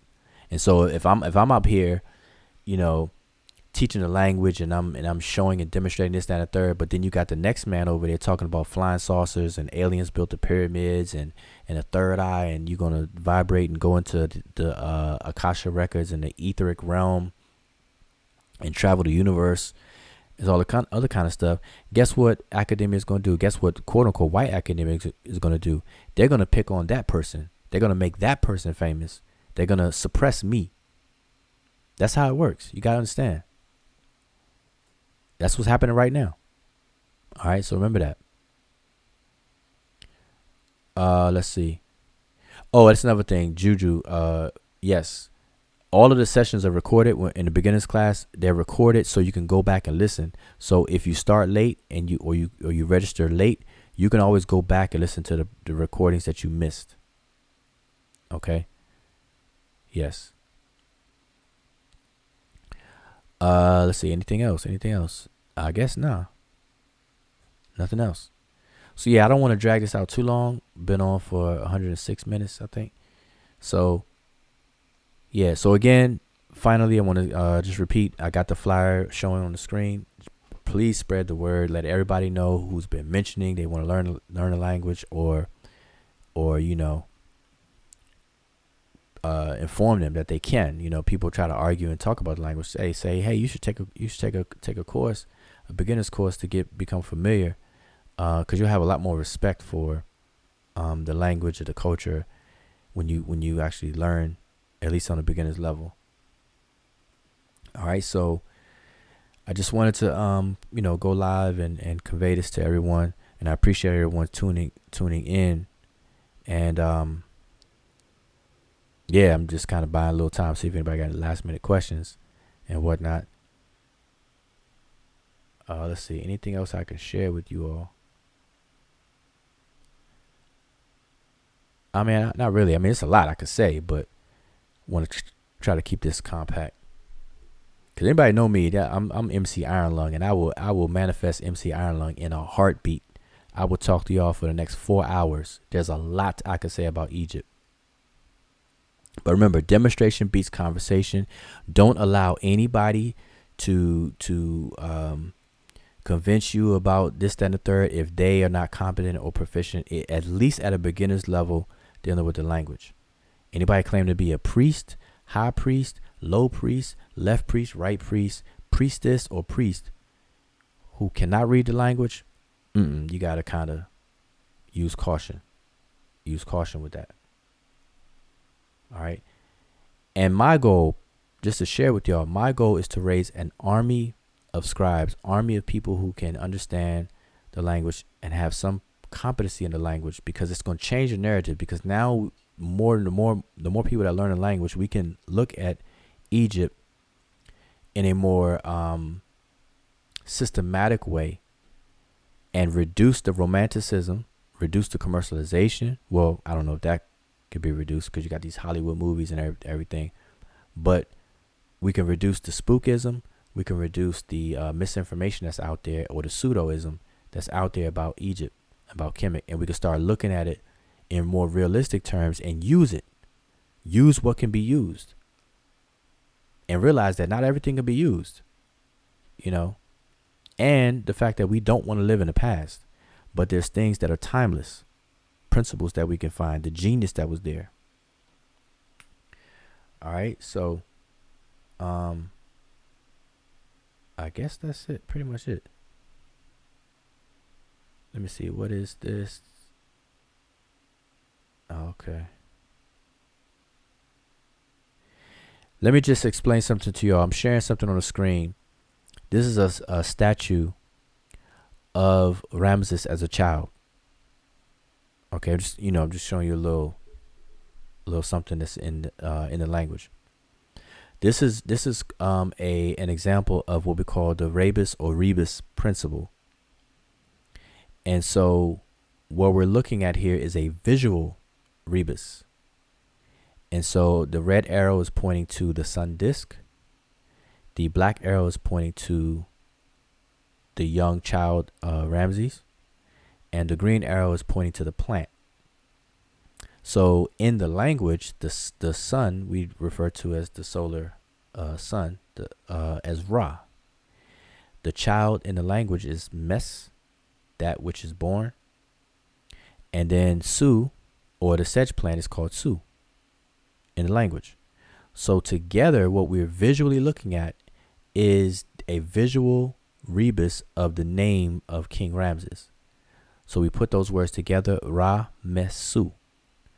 Ra-Mesu. And that's his name. But we say it as Ramses, but it's really Ra-Mesu. And it means Ra gave birth to him. So not only are we looking at Ramses, but we're looking at a visual rebus of his name at the same time. And that's some genius stuff right there. All right. So put that check mark in African genius. All right. So I just want y'all to know. And you see his name around the base. You see his Sarah name, which is the family name. You see his throne name, which is Wasir Ma'at Ra Satepen Ra. And then his family name is Ramasu Medew Amen. But in this case, this falcon behind here, most people will think it's Horus or Heru or Rahar Aketi or whatever. But it's actually a deity called Hurun. And you see the name here. All right. Hurun. It's another falcon deity that you do not hear much about at all, if anything at all. I bet you most of y'all in the chat probably never heard of the deity in your life. Harun, but you see the name here. All right. And you see the beloved symbol. So he's beloved of Harun. And Harun is flanked behind him. All right. So anything else?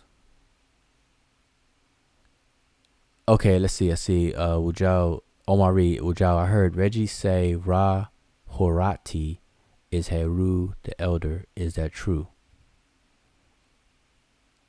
Ra Horati. Well,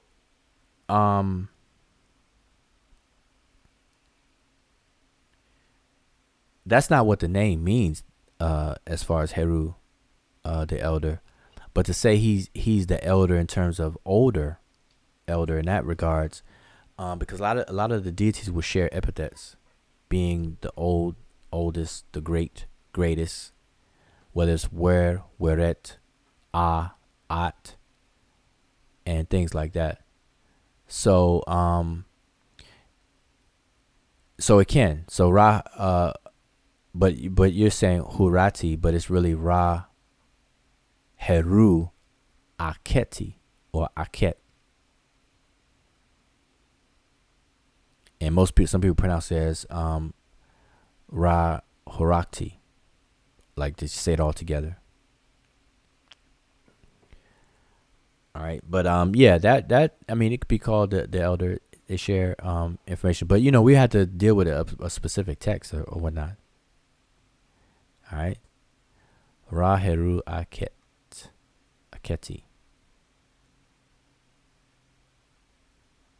Let's see.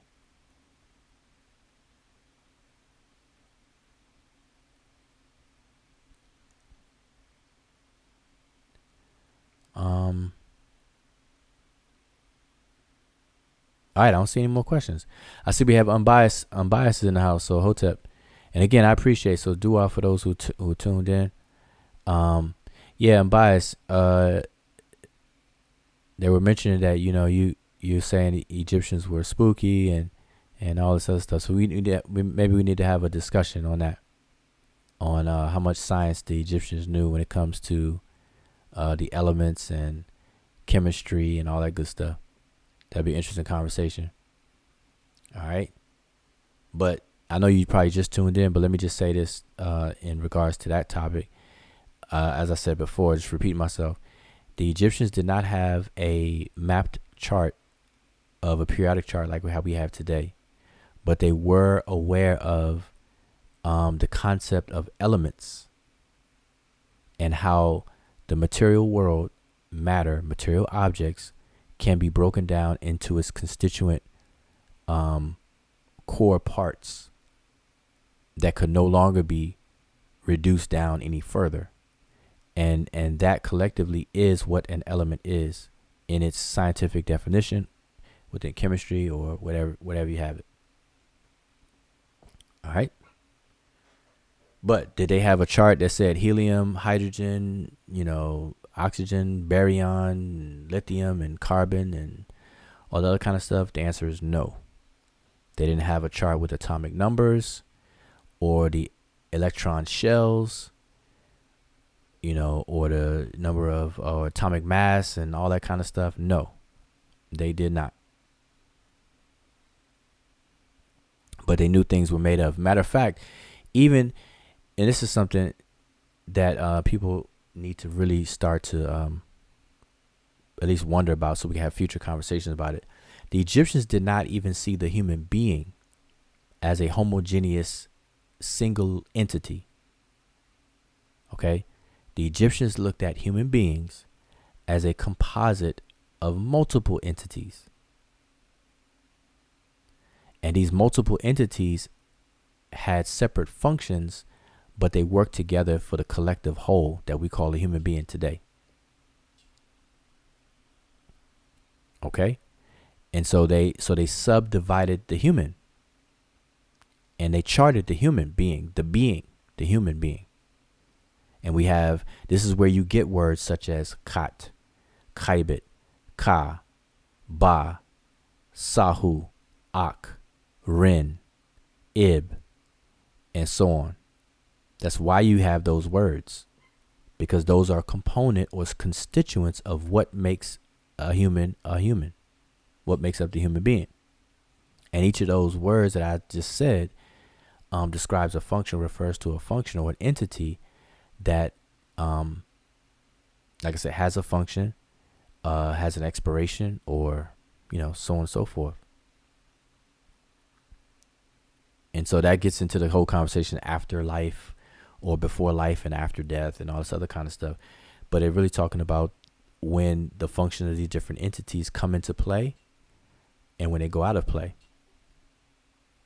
or have an expiration date.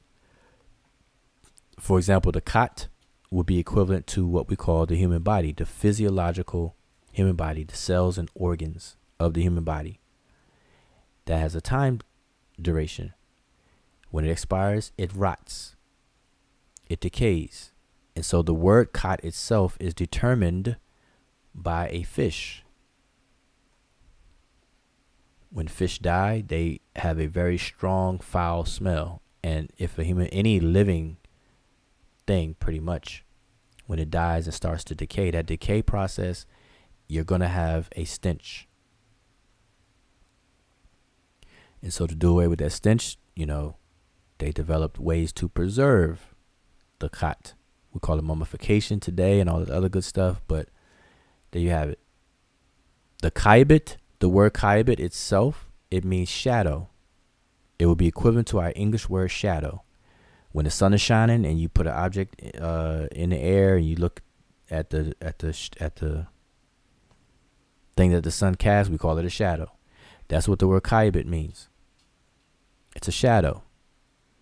And it's also doubles for the word for a fan or shade. Because the reason why that is because it's a lot. It makes logical sense because in the heat of the day in the sun, if you put up if you block the sun with a fan, you're actually standing in the shadow. So you're cooling off. So the word kaibit again means shadow, literally. But when it comes to the human being, the word is used to represent the animating aspect of the human being, because the force that allows us to move shadows the actual physical organs and the body that we can see. So there's this unseen aspect that the human beings have that allows us to move. So we know it allows us to move, but we can't see it. They call it caebit. In Latin, they refer to it as spiritus. And so the word spiritus is literally a Latin word that means wind or breath. But it was metaphorized to refer to the causal agent of what allows human beings to move on our own volition, as opposed to plants that can't move on their own volition. Therefore, we call ourselves animals. Animals, animation, animate, to move. Plants don't move on their own. So we have the plant kingdom, and then we have the animal kingdom. That's why human beings are also animals. So in Egypt, that animal part of the human being, or that animating force that causes and allows human beings to move, for us to move and be mobile and everything like that, is called the kaibit. Okay? So obviously, if the khat starts to decay and decompose, it's no longer moving. Therefore, the kaibit is no longer there, shadowing it. So anyway, I'm not going to list them all, but I'm just giving examples of how the Egyptians saw constituents within things. So for people to say that the Egyptians were spooky and didn't know this and that, you really have to be careful with that. They didn't express it and have the details that we have today, because obviously today we have instruments. We have done a lot more experiments to demonstrate, to see, to validate, and all that good stuff today. A whole lot more. But for the day and time that the Egyptians were alive and thriving, they were far ahead of the game. And they understood the core principles of a lot of things. Maybe not in detail. All right, so we got to understand that. I'm just going to explain one other one. I said the khat, which is simply the human body, the organs, the cells, and all of those functions. And then the kaibit, which is that force. Remember, a force is pressure. It's the pushing and pulling on an object. And so that pushing and pulling, that ebb and flow of that pressure, is what allows us to move. Okay? Some people may want to call it the electromagnetic body, or whatever the case is. All right? You have another called the ka. And ka is translated as spirit or soul and personality. Sometimes you hear people translate as personality when it comes to a human being. And so what the ka is, it's best to understand it as a sustained configuration of the ability to do work. So I'm going to repeat this. If you look at the ka as a sustained configuration of the ability to do work, then what I'm saying is that it's a sustained configuration of a measurement of energy, a measurement of ability to do work. And so it's sustained because it's held. It's like when I say sustained, I'm using it in a normal sense that like a piano. When you go to a regular piano, a piano has a sustain pedal, and when you put your foot on the sustain pedal and you hit the piano key, you play a note, it's gonna play it and hold it. The note is gonna carry on and eventually fade, but it lasts a long time, right? So this ka is a sustained configuration. So it holds to eventually fade into another configuration. And each of these configurations are given an identity called a ren, a name. And so today, we have a little sense of this. We don't call it these things, but a sense of that where through your lifetime you'll receive what we call nicknames, pet names, nicknames and pet names. And these nicknames and pet names will be based on your personality or something that you do at a given point in your life. But then you'll change. So as a child, you may do this and be called, Lil Junebug or something for whatever reason. And as you get older, nobody will call you that because you exhibit a different sustained aspect of yourself. And so this is why Ka is translated as personality. So you have different personalities, and these different personalities are given names. All right. So, anyway, just wanted to give you an example of those things. But I'm saying this to say is that the Egyptians were very inquisitive, very curious, and very kind of rigorous in their probing and in their curiosity.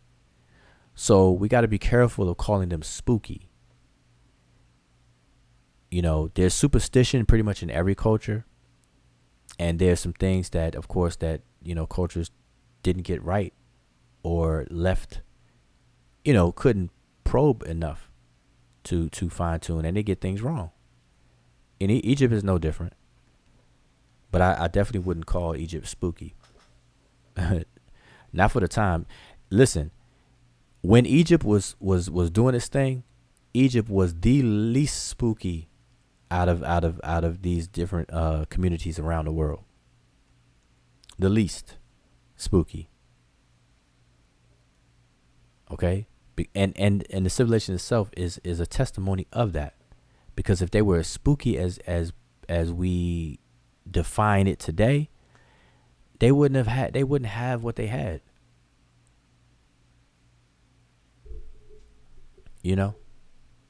So anyway, I'm gonna wrap this up. So Chavis says nothing spooky about that. They just that's just heavy how they view reality in such a detailed manner. Okay. Oh, that's heavy. All right. Lulu Loveberry, is it necessary to learn sacred science, sacred geometry in order to truly master Medew Netcher? The answer is no, because if that's the case, then we would have to learn sacred science, sacred geometry to learn any language. Remember, okay, let me. I didn't say this yet. Let me take this off the screen first. I didn't say this tonight, but the Egyptian language is called Rani Kemet. The Egyptian writing system is called Sesh Medew Netcher. And so I'm saying this now because I want everybody to get used to those two different names for those two different things. Sesh Medew Netcher is the writing system people call hieroglyphic, and Rani Kemet is the language. That's what's spoken. So we have Rani Kemet, Sesh Medew Netcher. Sesh Medew Netcher is simply a writing system to visually represent Rani Kemet, which is the spoken language. Just like the Latin orthography or script is used to visually represent Spanish, French, English, and a host of other languages. Okay? So I can say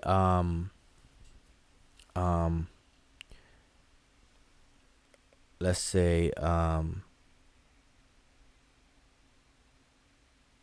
trying to think of something to say.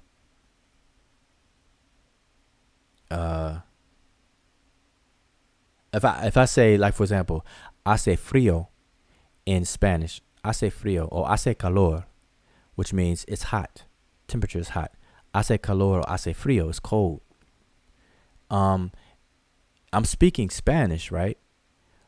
But when I write that down, I'm going to use the same script that we use for English. And so the script visually represents what I said. So Sesh, Medew, Netcher, or the hieroglyphs is a writing system to visually represent what's spoken in Egypt, which is called Rani Kemet. Now,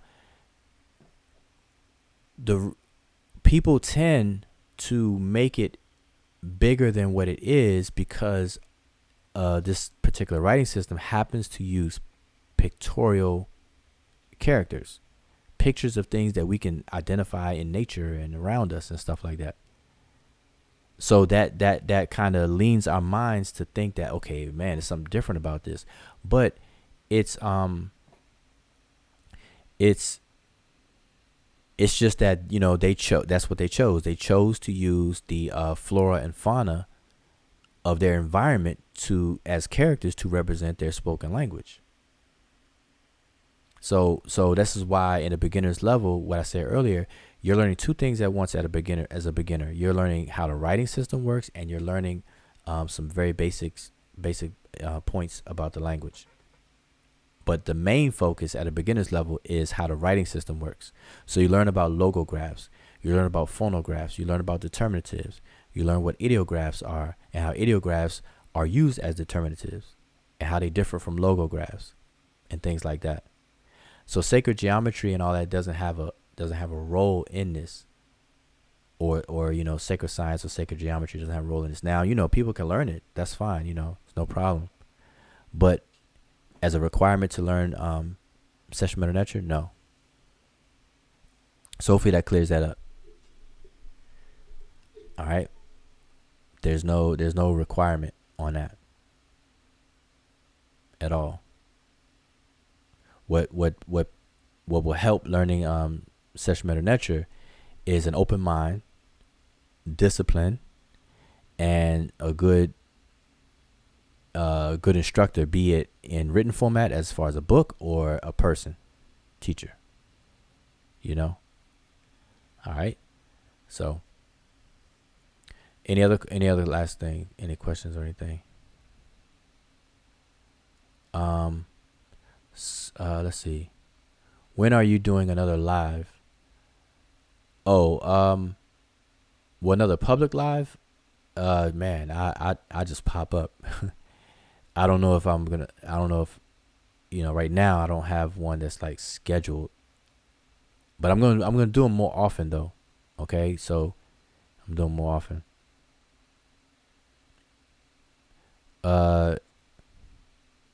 It says I'm going back to watch the entire live. When does the class start? Okay, good question. So let me end it here with the answer to that question.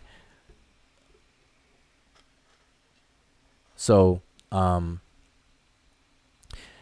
the class I'm trying to start at ASAP, but I'm gonna have the first orientation this coming Sunday, November 10th at 12 noon Sunday. I'm gonna have orientation for those who have already registered.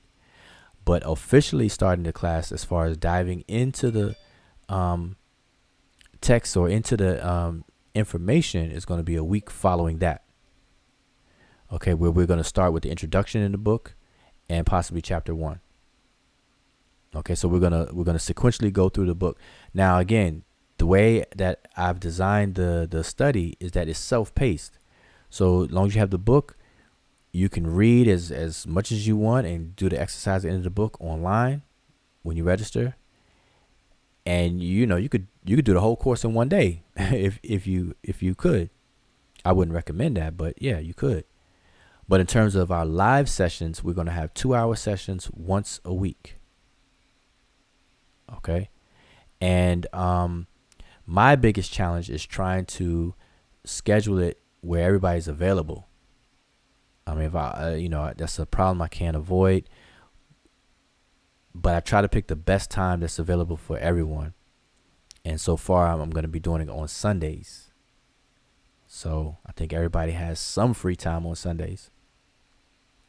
You know, and there have been some occasions where I had to do side sessions, like one-on-one. because people are in different time zones around the world. I have someone in Africa. I did a whole African class group from country of Uganda, and I have one person that signed up now that lives in Hawaii. So they're like 6 hours the other way, because I'm on the East Coast. All right.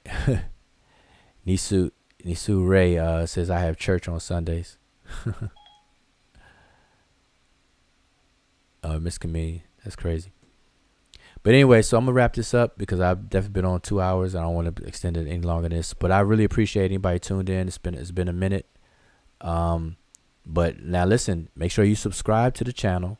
Make sure you click the bell, because we pop up out the blue a lot of times now. And then we had a schedule. We had Divine Words Wednesdays and Freestyle Fridays. We're gonna try to get back on that as a group. Sesh, Medew, Netcher, as a collective group. And but I'm gonna go live more often, because there's a lot of things. There's a lot of things to be said and talked about. But I'm looking for a mature audience. I'm looking for people that know how to communicate. I'm not into that noise. I'm not into people fussing and fighting and calling people out each other's names and it's all this other crazy stuff that I see. I mean, we're all grown. I'm not trying to tell people how to do what they do, but I try my best to avoid the noise. So I want to have serious conversations. I mean, we can have fun and everything, but I'm not into that noise, especially with people who really don't know what they're talking about, but they really think they do and everything. It's just a waste of time. All right. So there's a lot to learn, a lot to know, a lot we don't know. There's things we do know, but a whole lot we don't. And so we have to have these conversations. All right. So, all right. So I'm going to say peace. We're going to say Shemem Hotep. For those who may have heard these phrases, when we greet each other, we say E Team Hotep, which means to come in peace is like saying welcome.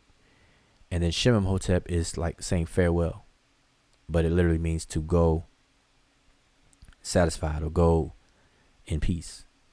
All right. May you leave. May you go in peace. All right. So I'm going to say Shemem Hotep, and I'll see y'all next time. Please spread the word. Sign up. Like I said, you can't really be late, but listen, I'm going to start the orientation Sunday, and we're going to really start digging in the following week after that. So you have some time. So, if you want to get your funds right. Now, the cost of this course is cheapest that I've seen. I'm not trying to break anybody's pockets or anything like that, but, time is money, and it takes time to, sit here and do these things. So that shouldn't be an issue.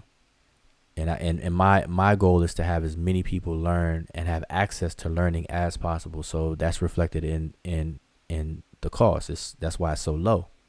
But when it comes to time to analyze this grammar now, the grammar course that I'm be doing starting next year, that's a different story. All right.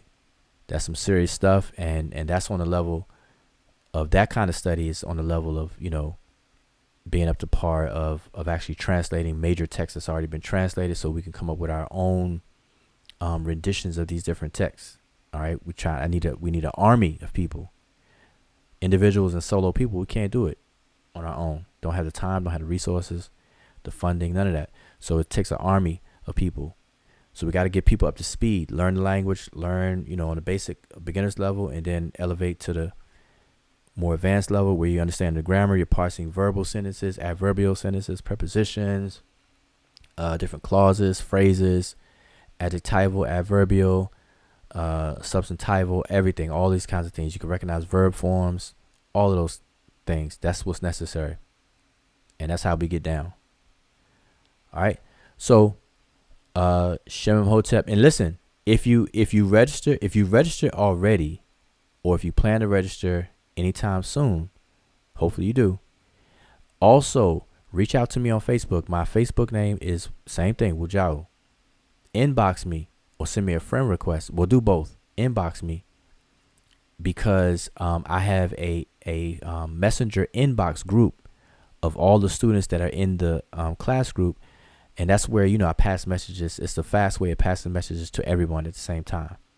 Okay, so everybody who's already registered, they're in that group right now.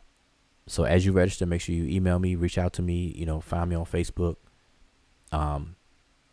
Whatever case is, send me something so that I can include you in that group. And join our Facebook group, Sesh mdw-ntr. We have a Facebook group as a collective group where we have, discussions about anything. We translate text. We talk about the culture. We talk about controversial things. We challenge white academia, black academia, purple academia, all kinds of things on different issues. So we get it in. But anyway, I'm going to say Shem Hotep, and I will see you all next time.